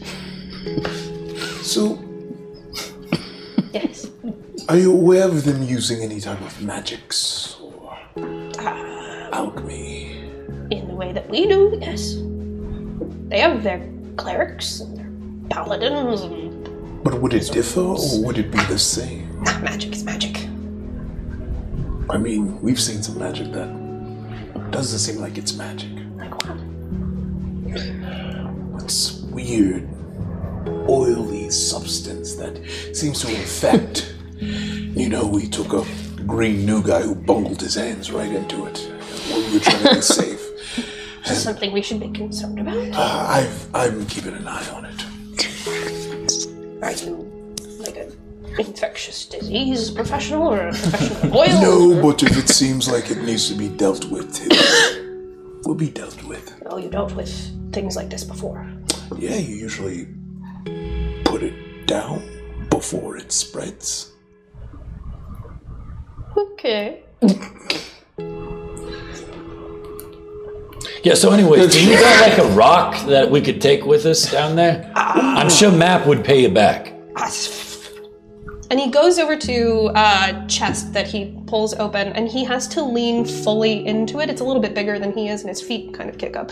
And he's digging around, and he eventually pulls back up, and he's holding a geode in his hand. That's a nice rock. Inside it looks even better. You can have it. Thank you. Yeah. I'll tell Mab that you lent this to us. It's fine. I have a lot of rocks. And he gets a kick in on the chest, and it rattles. You see above it an old-fashioned rock tumbler. It looks like this might be like one of his pastimes. Collecting rocks. That's good. Do you have everything you need? Yeah, no, were you going to say anything about the Unseelie? Oh. Other than like, you know... There's not a lot to know about them, and they're all... You know, I heard a rumor that, you know, the king down there ain't doing so good. Ain't doing good? Yeah. So, I was wondering, you know, if you'd heard anything about that? No. Nothing. I've only seen him the once. You only seen him once? Yeah. What was he like? Is he a tough guy? No. Very small. He came here on a diplomatic mission, and he met with Mab. What did it look like? Older. An older guy. Humanoid. Very angular features and blue skin. Interesting. Blue skin. Yeah. Angular features. Yeah. Older. Yeah. Yes. Did he seem powerful at all? I mean, he was talking to Mab. Weirdly. So No. did he have a bunch of people with him? No. Books, staff, rings, wands, any of that stuff? I mean, he had a staff. I think at one point he had this mount that brought him into town, a mammoth, I think. He was riding a mammoth? Yeah. Well, that's not uncommon. That's not uncommon. No, not down there. Not down there. No. Like a Okay. big buffalo. Okay. You got anything else? Nope, I think I got everything that I might need. They're kind of set up in the way that we are. You know, the one big city in the center and all the neighborhoods that correspond to all the circles around. And the main city is called Vacant. Haven't been there in a long time. How would they react to somebody like me or like him just walking around? Suspicious. Well, it depends on the domain you go in. The what? Domain. Like the neighborhood. Oh. If you go into the domain of the Fade, then they might not like you. But the stone, they sound solid. They're fine. Yeah. Yeah. They do their own thing. Okay. And everyone is different in each neighborhood, you know? One person's not a monolith for people. Is there anybody like you down there? No? Yeah. Yeah.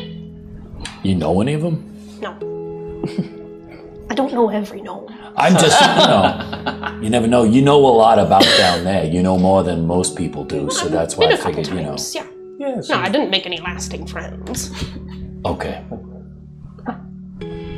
No, I'm just taking it in. Drinking it in. Do you need a drink? No, drinking. Hono wanders up behind her from afar, and she yells as loud as she can.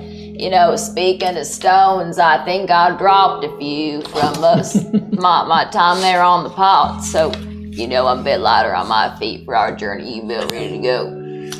Yeah. You know, you've been very, very helpful. Well, thanks. I just want to say thank you very much from me personally, but I'm definitely going to be passing your name along to Mab. Oh, gosh. Yeah. Thanks. Yes, you have made things so much more clear. Oh, cool. Yes. I'm glad. If there's anything you want from down there, you let us know, and we'll bring it back.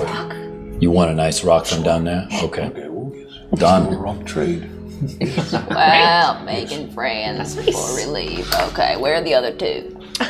I don't know. I thought you knew where they were going. I was on the pot. Lorcat has followed you as you've just wandered into the autumn domain. And he puts a hand on your shoulder and he says, I believe I know where to find them. And Oh, great. Good. shall we? Have you gotten your information? Yeah. Yes, That was very helpful. Thank you. Yes. I figured Syzygy knows his things. You know, I just follow my nose. You red caps, you have that particular scent. What does it smell like? Smell like cinnamon. Huh. Yeah. Yes, I can see that. You must feel very at home here. Yeah, I mean, yeah, in it's the nice. autumn court, yes. Yeah. Lots of cinnamon. Pumpkin spice. I was thinking about taking a couple of those apples. Oh, you can. They're very proud of their orchards here, yes. Do I need to pay him for it? No. Oh, all right. Takes his cap off and takes several of the apples and puts in the thing and puts it back on his head. There are many different kinds of apples and many different kinds of apple trees in their orchards here in the autumn court, or in the fall court rather. And each apple not only is like a specific color, specific flavor, they have specific enchantments on them. So some of them, when you bite into them, taste like a cinnamon apple. Some of them taste like mead, and they gush just a little bit. They're a little bit more juicy. Wow. Yeah. Wow. Did you try these apples? No, I was just... Oh, you gotta try these apples. The enjoyment on your face when you bite in is delicious. Taste this one and then this one, but like back to back. All right. Put them in your mouth at the same time. You taste it? Yeah, those... Yeah, it's like a spiced mead. Like you got the cinnamon there, the mead there, you mix them in your mouth. Oh, yes. Okay. Yeah, this is very good. Camden, in your temple, as you are changing, My temple. you are a temple. The temple that you are familiar with, the temple of the trio, where you live, where you have a small apartment. As you are changing, you notice the brooch. So you're putting it back onto your new set of armor. It's chainmail. It's just more chainmail. run of the mill. Oh, there's no buckles. Do you have like buckling. a tabard or something? I'm picturing it as kind of like training gear, so it's less flashy. Yeah. No, nothing that would necessarily be like, this is a Queen's Court person. Okay. But I'm still going to keep my plate mail on me. You have a space that you can Sure. put the brooch onto, the butterfly one. And as you do so, there are two quick wilts. We have a glimpse of shadow from Queen Mab. Wait, what? And a glimpse of shadow from Sitar of the Winter Court. Oh. These names. Yeah, I know. Yep. So, you hear some noise outside, and when you look out your window, you see that your entire party has arrived, and they are standing outside of this Grecian-looking temple that looks pretty overrun with nature, but purposefully so, and encouraged.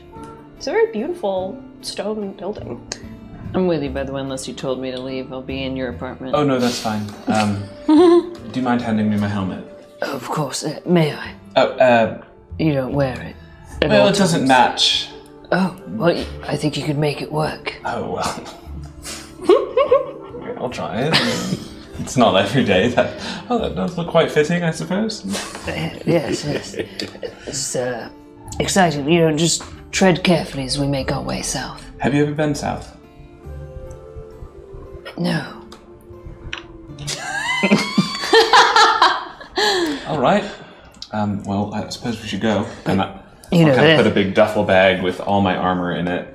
They're always itching for a fight, Just waiting for an excuse to bring up another battle our way. I look at the 3 allies out the window and be like, that's my concern, that they also are looking for a fight. Right. Well, You see Hono scratch her butt crack. Elegant. Getting in there. I fear that whether or not they instigate, that it may be on its way already. Could I have everyone roll a d20? Oh, God. Okay. 16. 19. 18. 2. 10. Oh no. You're scratching your butt. Oh, weird. Ugh. Your eyes turn cat-like, and in the shadow of this building, they glow red. Like those old cartoons signifying monsters in the bushes. The eyes cause the targeted player to have advantage on their next intimidation or perception check, or disadvantage on their next stealth or persuasion check. It's called Eyes of the Darkened Glade. As we hit our first level of Shadow. Ooh. My question too. So, do I get to choose, or do both happen? Or. So you get to choose intimidation or perception. Oh, but then the bad thing or also happens. Disadvantage on your next stealth or persuasion. I get to choose between. It helps you with scary stuff. It hurts you for stealth. Or whatever happens first, then, maybe. Yes, it's whatever happens first. So if you have to do an intimidation or perception check first, you're gonna have advantage. Or if you have to do a stealth or persuasion check first, you have disadvantage. Okay. Does that make sense? Eyes of the Darkened Glade. Eyes of the Darkened Glade. Is the Unseelie Court south of the line, DM? Unseelie Court, yeah, it's further in the Okay. southern half of this massive continent, essentially. Do you feel prepared? Oh, yes, I'm ready. Remember that we are on a mission of utmost secrecy. I know that the others will understand this. They've been doing this for a long time. Absolutely. But I know that this is fairly new to you. Well, don't go telling Hono this, but no, I've only just left Care and Rock the first time. A few days ago. But I feel good. I feel like we're doing something important. Yes. No, I trust you. All right, then. After you. And I go and I sort of walk. He peeks, and then he closes the door and locks it. You're not interrupted this time by any orphans, because the Aw. children's daycare is currently in a lesson right now, and you can see on the far side of these overgrown pews and the triptych of statues depicting the trio, there's a open door. It's just open a crack, and you can see the children are all painting, doing something for the gods. As you see Camden come down the hill, he's basically like a baseball player that's getting ready for practice. I and there's just this clanging of just clink, clink, clink, as he's wearing chainmail now. So when you come back, I uncharacteristically, like happily, like come up to you and like grab both hands and it's like, you know what? We're gonna have a one-on-one chat. We're going to talk. And don't worry. I'm just gonna, get the whole killing thing. Make sure we're on the same page. Let's just have a one-on-one chat right here. Sure. I slip you an apple. Yeah. Oh, thank you. Can you do that while we're walking? Yes, we'll walk. Yeah, we can walk. Okay. We'll just be back here. All right. I'm going to take you to our stables. Follow me. Oh yes. So, as we're walking in a hushed whisper, Allyrick looks up at you and says, So what is the plan if we can't cure this thing? Well, I don't even know what this thing is, but Well, the things we do know is that the Barrel Enclave is in shambles. It's contagious, and you have it. So, what do you want to do if we cannot fix this? If I fall to this sickness, leave me in the woods for the trio to do away with me. Give me the honor of naturally leaving. But if I turn out the same as they do, then burn me. Here's the thing. You're part of our group now, no matter what our differences are. And I will do everything in my power to make sure that we fix whatever this sickness is. But if we cannot, I'm not going to leave you to rot. And he reaches kind of in his leathers and kind of pulls out a vial. What's that? It is, what's the word? Emergency measures. It's poison, isn't it? Yes, it's painless. It's good. Hang on, I gotta do some different planning now. Thank you. I appreciate it. It won't happen. I won't let it happen. I won't let it happen, but I do think our duty is to protect the Unseelie Court. That is my duty as well. I know. Do you? Yes. Despite our differences? Despite our differences, I see you standing there firmly, vigilant. Even if you may disagree how I protect the Unseelie Court. I appreciate the gift, Allyrick, and I hope I don't have to use it. Can't believe I'm saying this, but so am I.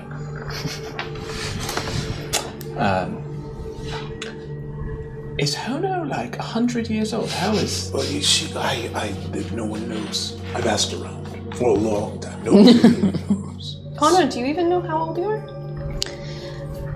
Well, no. My memory doesn't go that far. Hono? How old are you? You know, it's not polite to ask a lady her age. Oh, I'm sorry. But I'll tell you, honey, couple 100 years. My goodness. Yeah. A couple 100 years. I catch up with the rest of the group. Why? I'm just, I would love to hear some stories from you one day. Okay. Yeah, well, I know just about everybody, everything, everywhere, so I can tell you anything you need to know. I'll let you know if I have any questions. Great. And you know, age is just a number, honey. Thank you. There's a very awkward moment that passes, but Lorcat finally turns around and he says, well, glad that you're getting along. We're going to be together for a while now, so... He's brought you to the main stables that Mab uses herself on the western half of Caron and Rock. It's right outside the Spring Courts neighborhood, and it takes over half of a hill where all sorts of mounts are running freely. There's a stag, there's a single giant buffalo, there's various deer and horses and rams, and there is a purple cap standing out front. And you know this guy, actually. Yeah. His name is Etienne. Etienne? Etienne. And he has his arms crossed, and he's wearing bronze boots. Fancy. And he seems very happy to see all of you. Opens his arms welcomingly, and he says, d'accord. Welcome, all of you. It is very nice to see all of you. I hope that you're all right. You all look very somber. Oh, so sorry. The pleasure it's is fine. all ours. Everything is good. Spring is such a good day. Just a regular run about the countryside. Yes. Okay. Well, you are taking Mab's own carriage, so Wait, we get a ride inside of it? yes. Who's gonna, you know? Oh, it doesn't need a driver. Oh. It drives itself. Oh. And he kind of gives Laura Cat a look, and Laura Cat is like, he brings you further into this building through a hallway out the other side, and here's where the stable propers are. There is a massive carriage in the shape of a flower bulb, and it's about halfway through blooming up top. And attached to it, already ready to go, is a horse. It's called a keffel. It is almost made of water, the size of a giant draft horse. It can easily carry this carriage of 5 by itself. There are some rumors that if you are on a keffel alone in the forest, it'll try and drown you. But as this is Queen Mab's own carriage, you think this horse has a handle on its more murderous tendencies. And Etienne goes over, hops up onto this footstool thing that's made of a leaf that comes down from the bottom of the carriage, this little step, and he pulls open the door and motions inside for all of you, and he says, "She will take you where you need to go." Off I go. Go right in. The inside of the carriage is beautiful. It's opulent, and it is one of those things where it looks a fair amount larger on the inside than it does on the outside. I like lounge immediately. The seats are very plush. Find some beverages or wine. Oh, God, yeah. Pour myself and like, What are you waiting for? Oh, I'll hop onto the carriage, deposit my bag under one of the seats, and sit properly. The ceiling is these stringy arches of vines that have little flowers, and there's a very soft light that emanates from the center of each flower, so you have your own light on each. Should we all go inside, or should somebody be up on top? Yeah, that's what I was going to say. I'm going to be... Can if you want, but you don't have to. You don't want to get to know each other. I offer my hand to Hono. Oh, thank you, buddy. I pull you up. And the cart rocks a little. Yeah. Well, yeah, okay. Oh, this is good. Oh, yeah, it's nice and soft on my tush. The seat already conforms to the shape of your shell in the back. Oh, that's nice. Wine, Hono. Yes, please. I'll Oh, take wow, some you knew drinking. right where it I'll go was. first, and I climb up to the top and sit cross-legged on top of the carriage. When I see him do that, I'll pull Vol into the carriage as opposed to on top. Okay.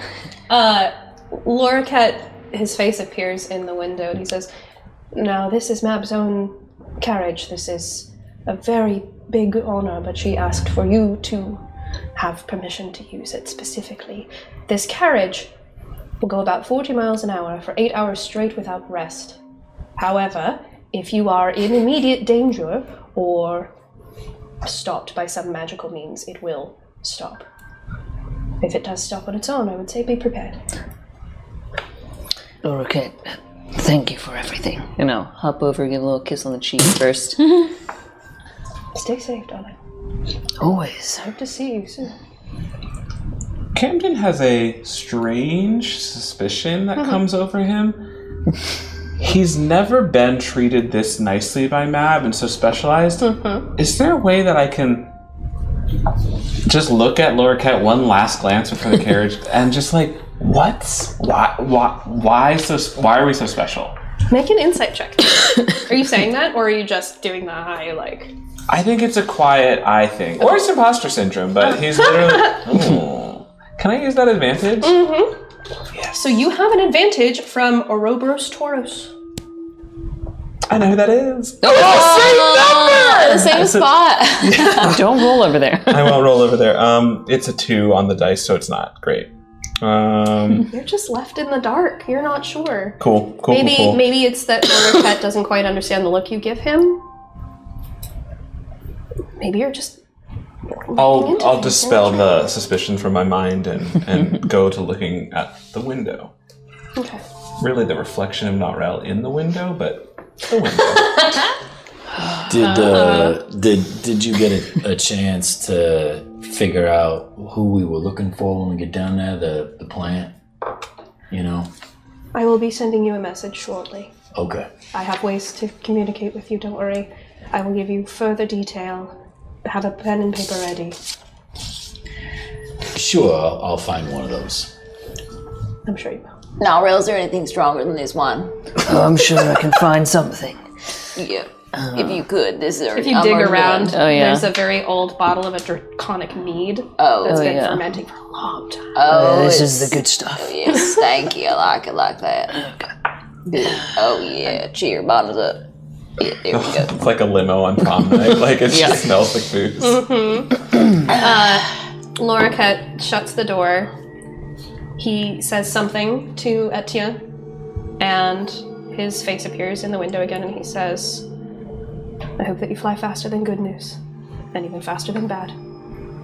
I will see you soon. Expect to hear from me. So long. So long. And he steps back, and you feel the carriage begin to move on its own. Where's Ulrich? He's on top. Oh. Do you two switch out then? Yeah, probably. Sometimes you're On top. That's good. That's good. You want an apple? I'd love one. Is that from the forecourt? Yeah. My favorite. You try the honey ones? You have both? Oh, I got all of them. It's a very large hat. Yeah. I'm a red cap. Well. You want one too? Love is in the air for everyone in this case. I wouldn't mind an apple if you're offering. I gave one to Al to give to you. Oh. He didn't give it to you? No. You just hear a crunch. That's all right. That's all right. Here, No, darling, here. darling, have mine. They are the crispest apples you've ever had in your life. You crunch into it.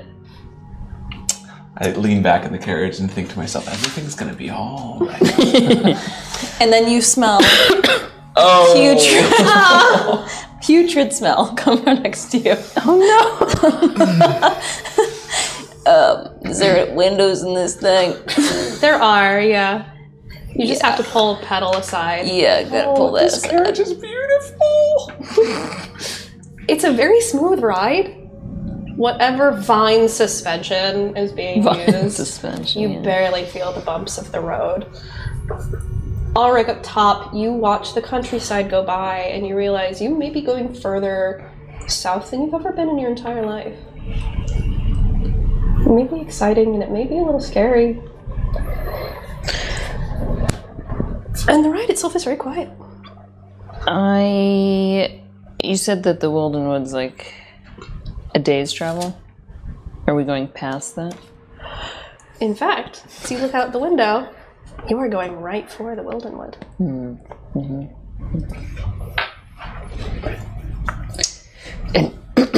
Are we hoping to stop and make camp when night falls? Oh, I love camping. I'm I'd sure be you happy do. to. Yeah. I've only done it, well, I've never done it, but I think the concept of it is very, very romantic. Perhaps even exciting. Ulrich! Yes. Are you into camping? Yes, I don't mind a camp every now and then. Rub my legs together, make a little music, set the tone. Yeah, camping's good. So you're looking for a little excitement and romance, is what I Oh, no. That's not what I meant. I just simply meant it's exciting to experience things outside of the city walls. Camping sounds great. If you want to camp, I'm happy to camp. If you don't want to camp, we don't have to camp. It's important that we just, get this done as best as we can.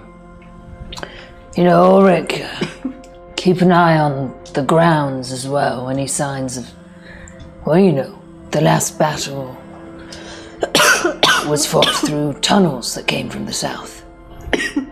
They're very sneaky. It's kind of warm up here. I'm gonna search for tunnels, ne'er-do-wells, bushes that I feel shouldn't be there. Make a perception check. Ooh. Don't do me. That's not the worst. That is going to be... Rookie 8. Yeah. An hour passes. And then 2. And then 3. And then 5. And it gets to be pretty late in the day. Sorry, I have something caught in my throat. Woo, we're good. Yeah. It gets to be later in the day. And the sun begins to set, and you think, it's awful quiet. And it is awful quiet here. You are in the Wilden Wood, which you may have been in before. A very dense forest. And you have to hold on to the bulbs at the top, because the carriage very suddenly stops. Oh no. So you remember what he said about the carriage stopping, right? Yeah, popping out. Yeah, I'm gonna use these cat eyes of mine that I just got. Can I make a perception check? Yes, please. Yeah. You do have advantage. Oh, yeah. A turtle with cat eyes. 18 plus 7. Oh. Yeah, absolutely. Are you getting out of the carriage, or are you just looking from your window? I'm looking through the window. I was popping out. Looking around with your advantage on perception, you pop your head out the window and you're trying to see if there's danger nearby. You don't see danger. You see a house. And you see, almost perfectly right next to the window, in the ground, an iron spike driven into the ground. As in, like, the carriage was trying to avoid it, or it already ran over it? As in, it's right next to it. But with that roll, you think maybe, knowing the nature of iron and the Fae, this may be what stopped it? You're not sure. Like a word.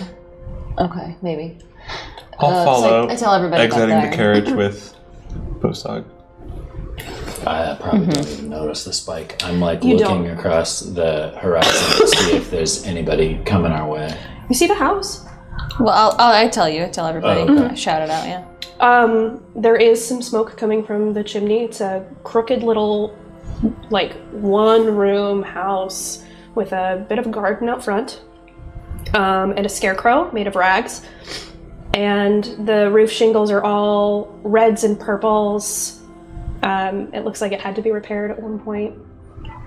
So this is the circle of stone. Is it? Are we there? No. Not in the slightest. So no, we're not there. We're not. No, it got stopped because of this. Oh, I think there's like you were saying, right? Yeah, I said iron to mix with the Feywild. well, I'll reach down and grab it and try to chuck it away. Oh. Make a strength check for me. Yeah, just a bit of iron. All right. 16 plus 6. 22. Remind me again what race you are. The best race. Uh-huh. I'm a half-elf. Half-elf. You go to grasp this, and your hand burns when you touch the iron. I give a sylvan curse. Yeah. You hear in the distance say, "Hello?" Oh no, don't answer that. Don't answer that. Didn't they say when this carriage stops, it's gonna be danger? Maybe.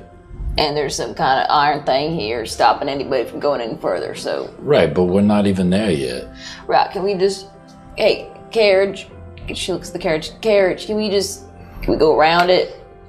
Nothing happens. Back it up, just go around. Come on, I know you can do it, honey. Just back it up. Is anyone out there? Yeah, what? The door of the cottage opens, and a beautiful young woman is standing there. She has long, silky, silver hair. I step out. Bosog's mouth just goes, what? Like he was not expecting that. Very delicate features, large brown eyes, and she looked nervous. And Are you alone? Yes, I live here. That's an odd question. Yes, I would not have. That would not be my opener. I am a little concerned that your first question was if I was alone. Well, it's just odd that you're out here all by yourself, you know? This is where I live.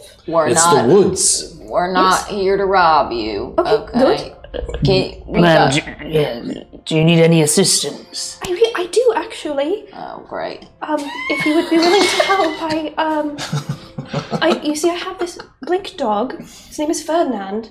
He's been my constant companion, and she starts to get a little bit closer. And you see that she's Can I just do an insight? an elven woman. Yeah, absolutely. Yeah, can I also roll insight? Roll an insight. Anyone who wants to, you can roll an insight. Do we have any advantages or anything? Yeah, do I? Yes. In fact, both of you have advantage if you'd like. Ooh, thank you, yes. Narelle, you have advantage from the dungeon speedrun. Thank you, and dungeon Hono, speedrun. you have an advantage from X the Black Kakari. Thank you. 21. Okay, 11 better. from me. Would you like to use an advantage? Sure, yes. You have one from Abracadabra. Oh, that is now 14. Dirty 20, and you have a higher one, yeah? 21. Yeah, all the way up from the 14, you can all tell she's telling the truth. Go on. My sweet blink dog, Ferdinand. He's very kind. He's not a very good guard dog. In fact, I'll approach Yeah. if we think she's strange and take a hand. She has a very cool touch, like like you're putting your hand into a creek. Very nice and cooling. And she's wearing a very simple but elegant navy blue dress, floor length, long bell sleeves. And up close, she's even more beautiful. She's got like the flush of freckles on her face and full lips and a small round face. Did you tell us what type of humanoid she looked to be yet? Or Elven. No? She looks to be elven. Yeah. You see, Ferdinand, he's so kind, and there was this very sweet girl that came to see me. I think she said she was a princess, I'm not sure. Brown curls and a sweet disposition. That does sound familiar to you. And she asked if she could play with Ferdinand, and he was so excited, and I was in the middle of making something, and I couldn't take him out, so I allowed her to, because she seemed trustworthy.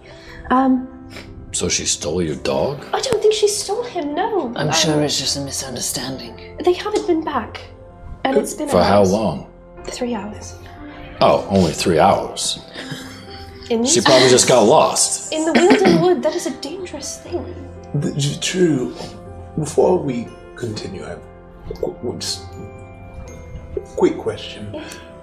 What is that iron doing in the room? Yes, and why did it burn me? Burned you? I didn't know you. Yes? Only half. Well, I have one in the four corners of where I live. I'm trying to keep people out. I have a DM question. Yeah? Is it normal for the princess to be wandering? No.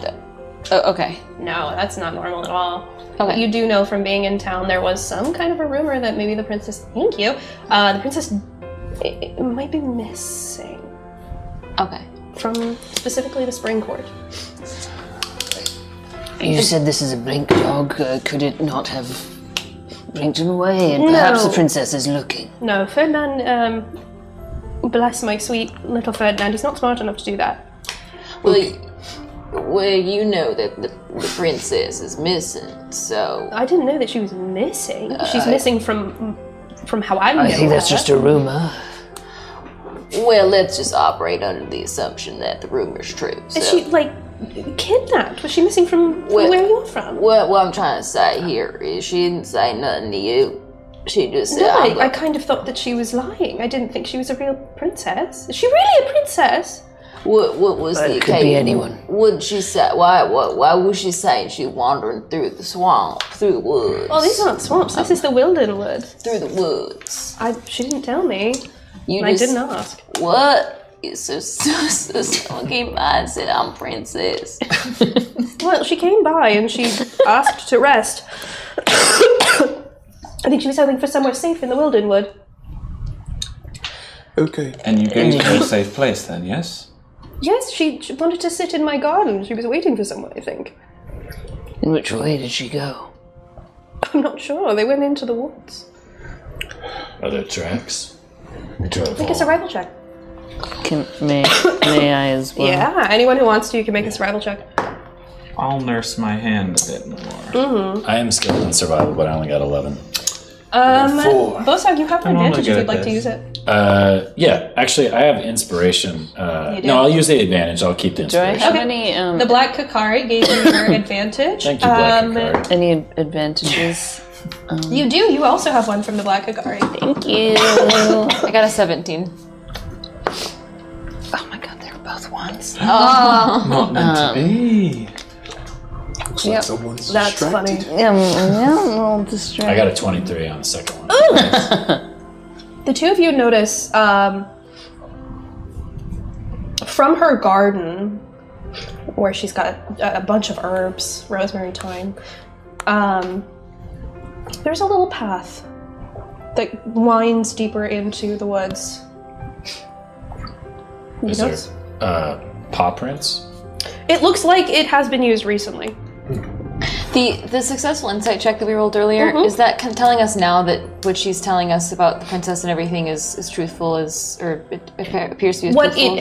What she had said up until that point, yes. If you'd like to see if she's telling the truth about this, you'll have to roll another insight check, but you can. Yeah. I'd like to. You have an advantage. I need it. For Dressed in Dark. Thank you, Dressed in Dark. Okay, that is... Oops, sorry, my mic. 21. Jeez. Yeah, she is telling the truth. A girl that she thought was maybe lying about being a princess showed up and just wanted to sit. And she said, yes, absolutely, you can come and sit. And then the dog wanted to play and she said, please take my dog out because I don't have the time to take my dog out today. And they did. And they are missing. And that's all she knows. So, I'm guessing that if we find your dog, you'll move that iron spike for us. Well, yes. And if we don't? You can go around. No, we can't. You know, I asked the carriage to go back. It can go around. You just have to back up. That's all you have to do. I'm not going to stop you. I would very much appreciate. I'm sure we can find your dog for you. Listen, if you do, I may have... You look like adventurers, am I right? Yes. Well. We are run-of-the-mill adventurers. Run-of-the-mill adventurers. Well, even run-of-the-mill adventurers need some items to help them along the way. If you find Ferdinand, and perhaps this poor girl, princess, I will give you one of my items, and for free, I will use the scrying spell for you. Could be useful. No, that's very useful.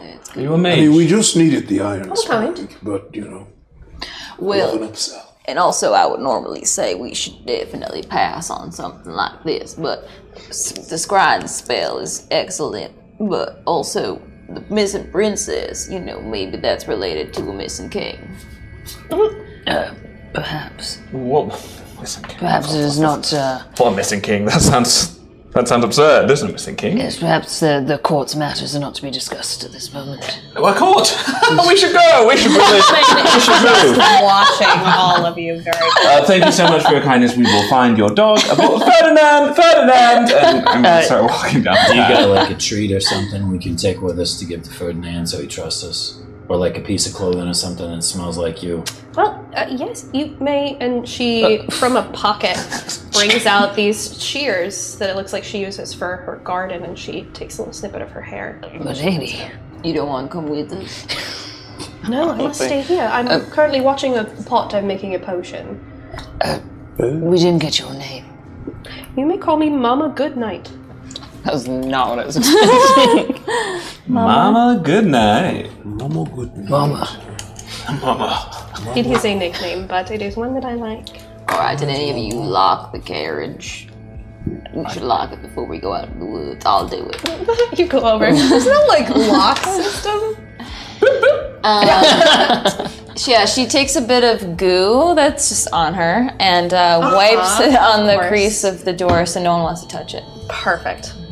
You do that. You grease the door with your secretions. Let's go. I'm gonna give the hair to you. Thank you. Don't be sniffing it either. I don't. You know, I am no dog. Okay. No, but we need to find one, so let's be on it then. Yeah, it went this way for sure. And I'll just start going down the path. All right. You notice she's watching after you guys. Is it midday, nighttime? It's night. It's getting very late out. Dang. And she goes back into her home. No, this is gonna take more time than I thought. Did you find a trail? Yeah, there's a trail here, but I mean, we're not gonna be able to see as far. I can see in the dark, but I can't see as far in the dark, so it's fine. We can light a torch or something. Yeah. But Is everyone here capable of dark vision? I think so. And I also have favored terrain of forest. So we can be stealthy without. I move at the same pace. Do we want to be stealthy? I want the would. dog to I can find make. us, I can make us actually right. Yeah. I might have something that could help us as well. As we're walking or making our way, and I'm gonna make it look. I'm gonna try to make it look like I'm doing a spell with this hair. Okay.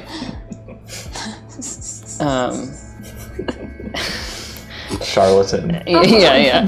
And Just a little favor from my own deity.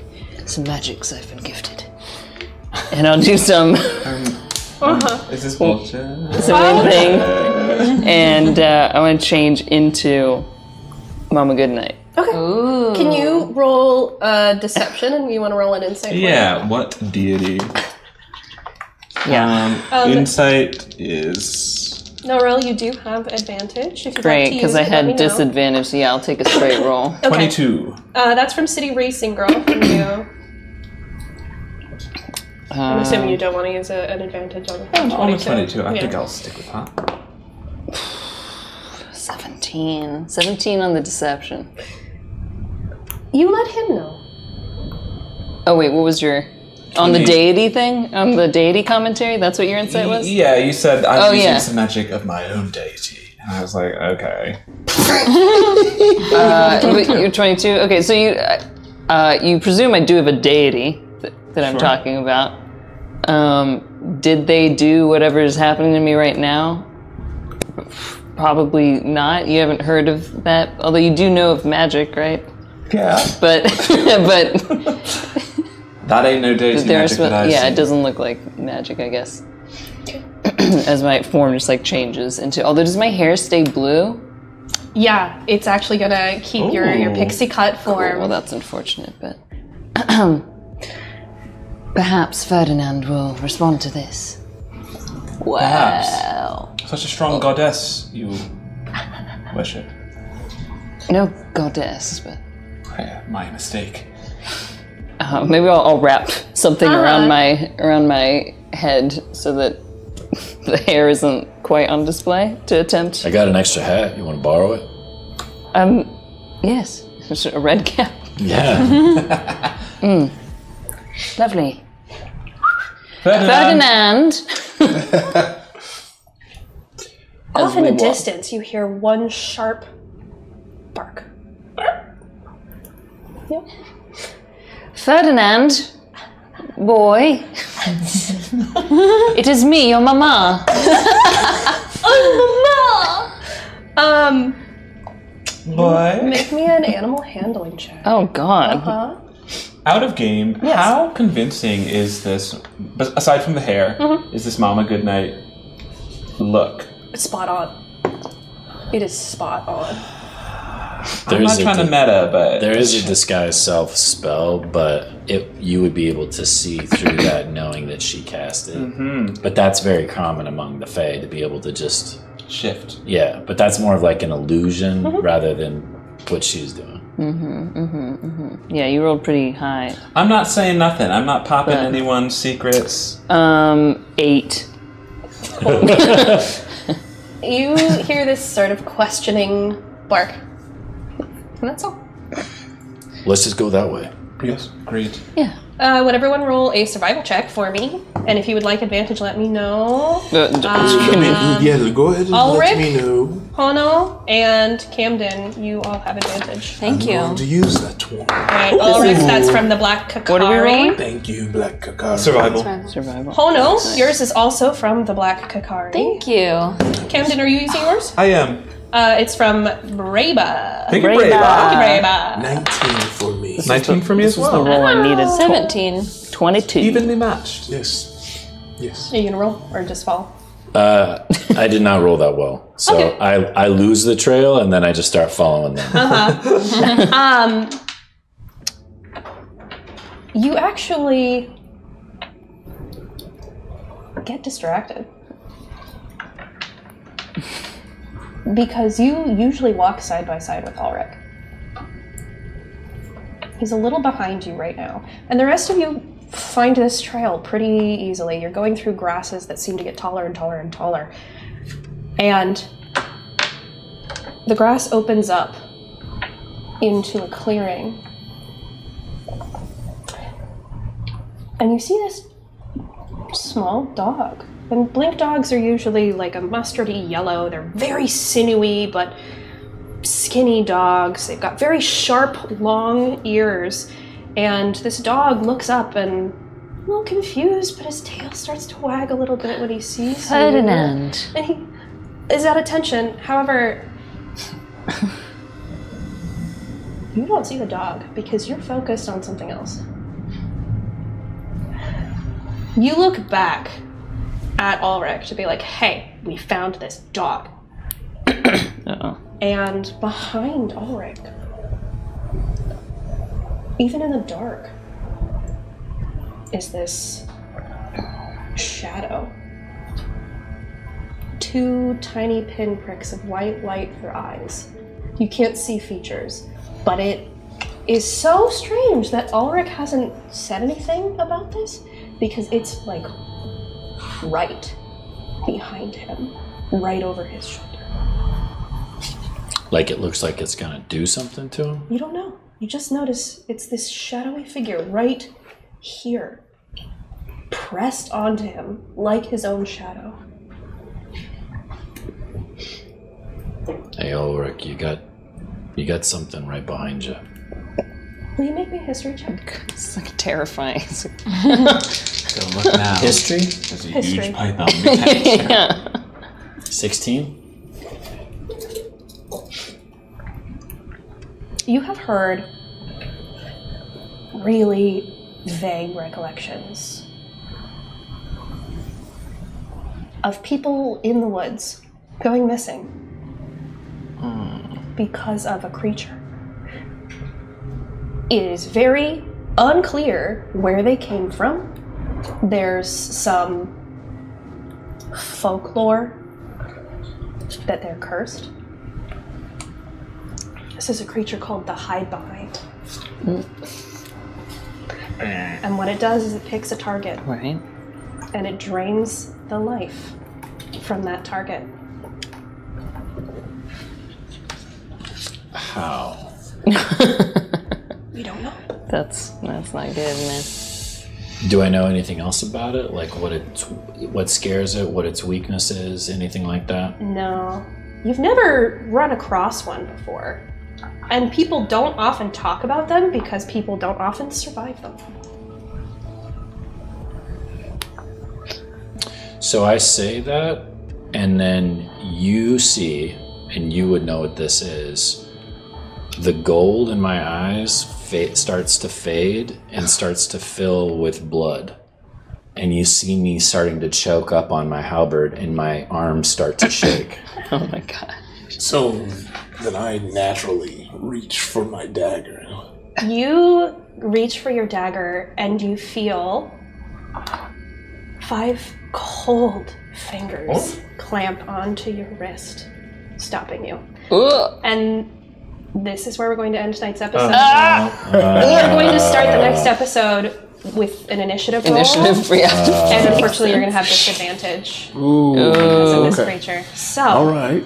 A hide behind. The Hide Behind. Ooh, creepy.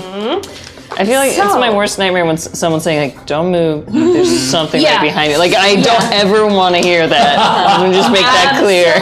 If something's behind me, just get rid of it. Don't tell me. Absolutely, don't let me know.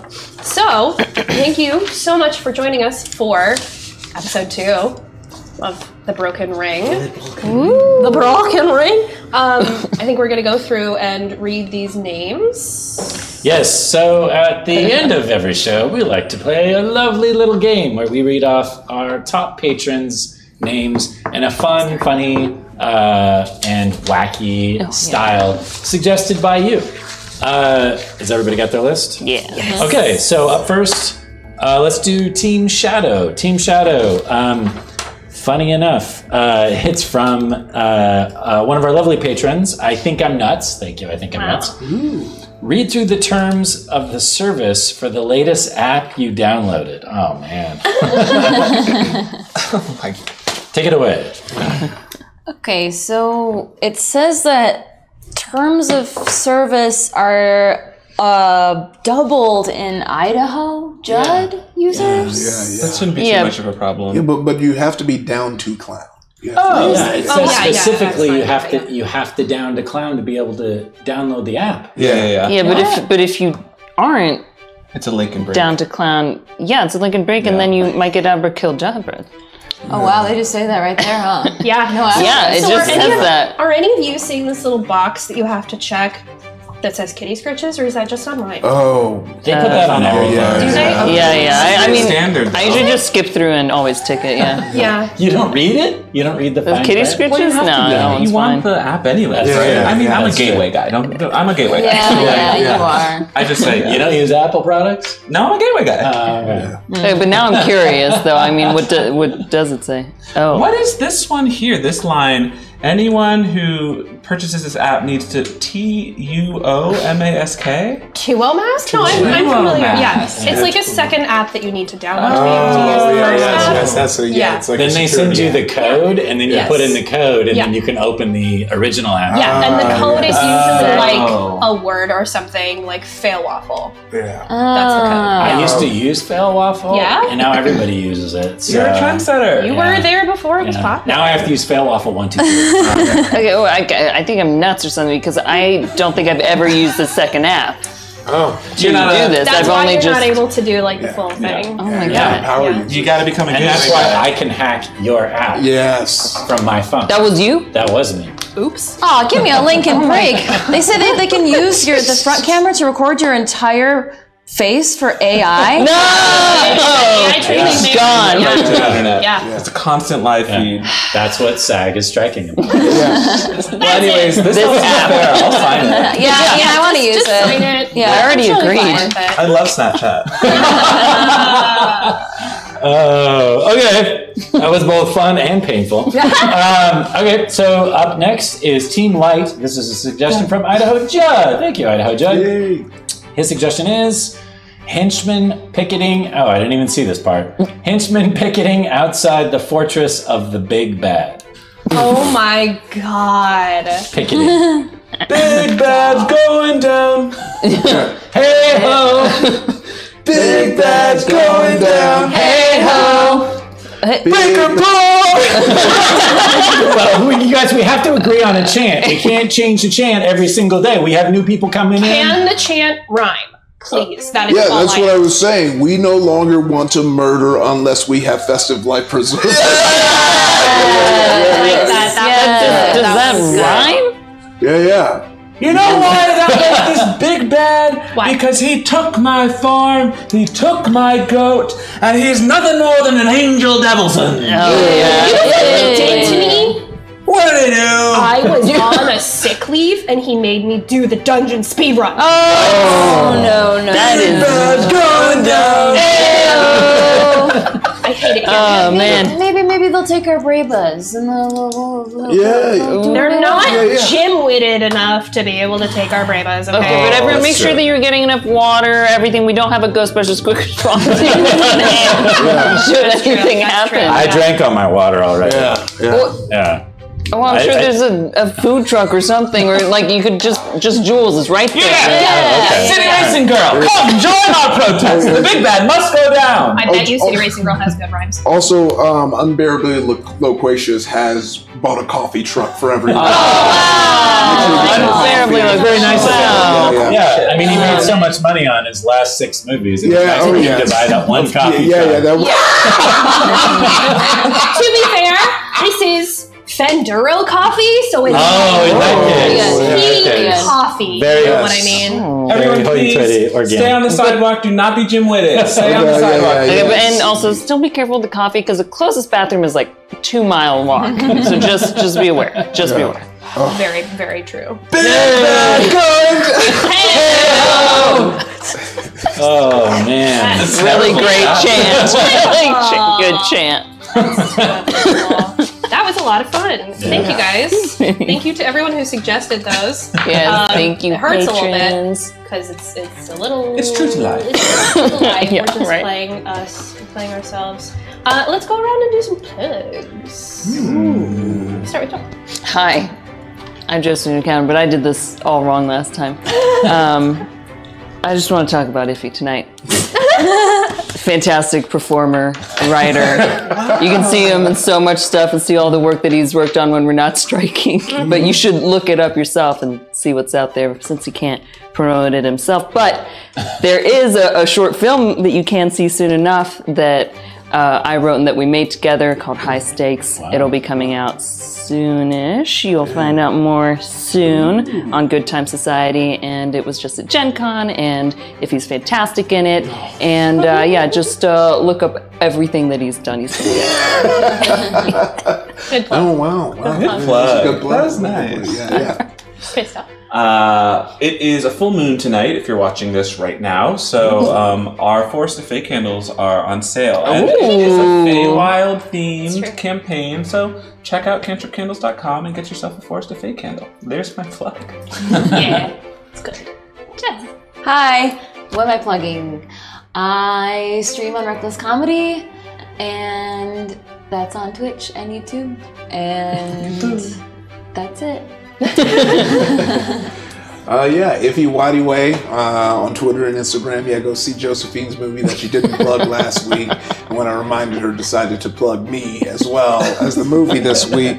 Every first Friday, the big team at UCB, if you're in the LA area, we're doing stuff with the Smokes. But yeah, if you go there and in like December 7th, if you're in the San Diego area, I'll be headlining. So get there. Get there. So I can stop worrying about it. I need to buy tickets right now. Book it out. Yeah, book it out. in San Diego. In San Diego. If you're in the San Diego, Mic Drop. It'll be at Mic Drop. If it gets sold out, I will give everyone at this table advantage. Ooh. Okay. Sell it out, baby. Sell it out. For all of our San Diego peeps. Yeah. I'm Jared Kjack. You can find me here every week doing this thing with these lovely people. But I want to take a moment. I thanked Ron at the top of the show. I also want to thank Morgan, our behind-the-scenes person. I also want to take a second here to thank our lovely patrons and everyone that supported our show tonight as well. I know we don't always thank you guys enough, so I wanted to make sure to call that out because there was a lot of support tonight, and we appreciate that. Mm-hmm. Yeah, absolutely. And we needed the advantages. Hi, Rachel Seeley. First of all, I'm so sorry for coughing so much tonight. There's just, when you talk a lot after you've been sick and there's just that one twinge that will not go away. That was tonight. I'm so sorry. I'm sure it sounded so gross. Hopefully it'll be gone by the next episode. You can find me at Sunny Seeley doing stuff, I guess. I don't know. Listen. I have a web series that's going to be coming out soon-ish. Keep an eye out. It's me and my best friend. I wrote it for us to be stupid together. And it's not crossing any pickets. Thank you to my players. Thank you so much for the support tonight. I'm thrilled to be a part of the Dungeon Run. Thank you to Ron and to Morgan. Thank you everyone for being at my table. And we will see you next time, I hope, for battle. Ooh, combat. Humankind. Beam up! Ah, we got it. I remember.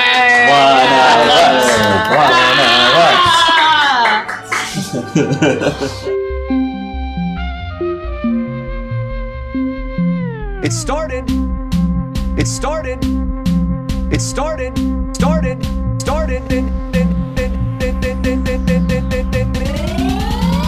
As a simple dungeon run.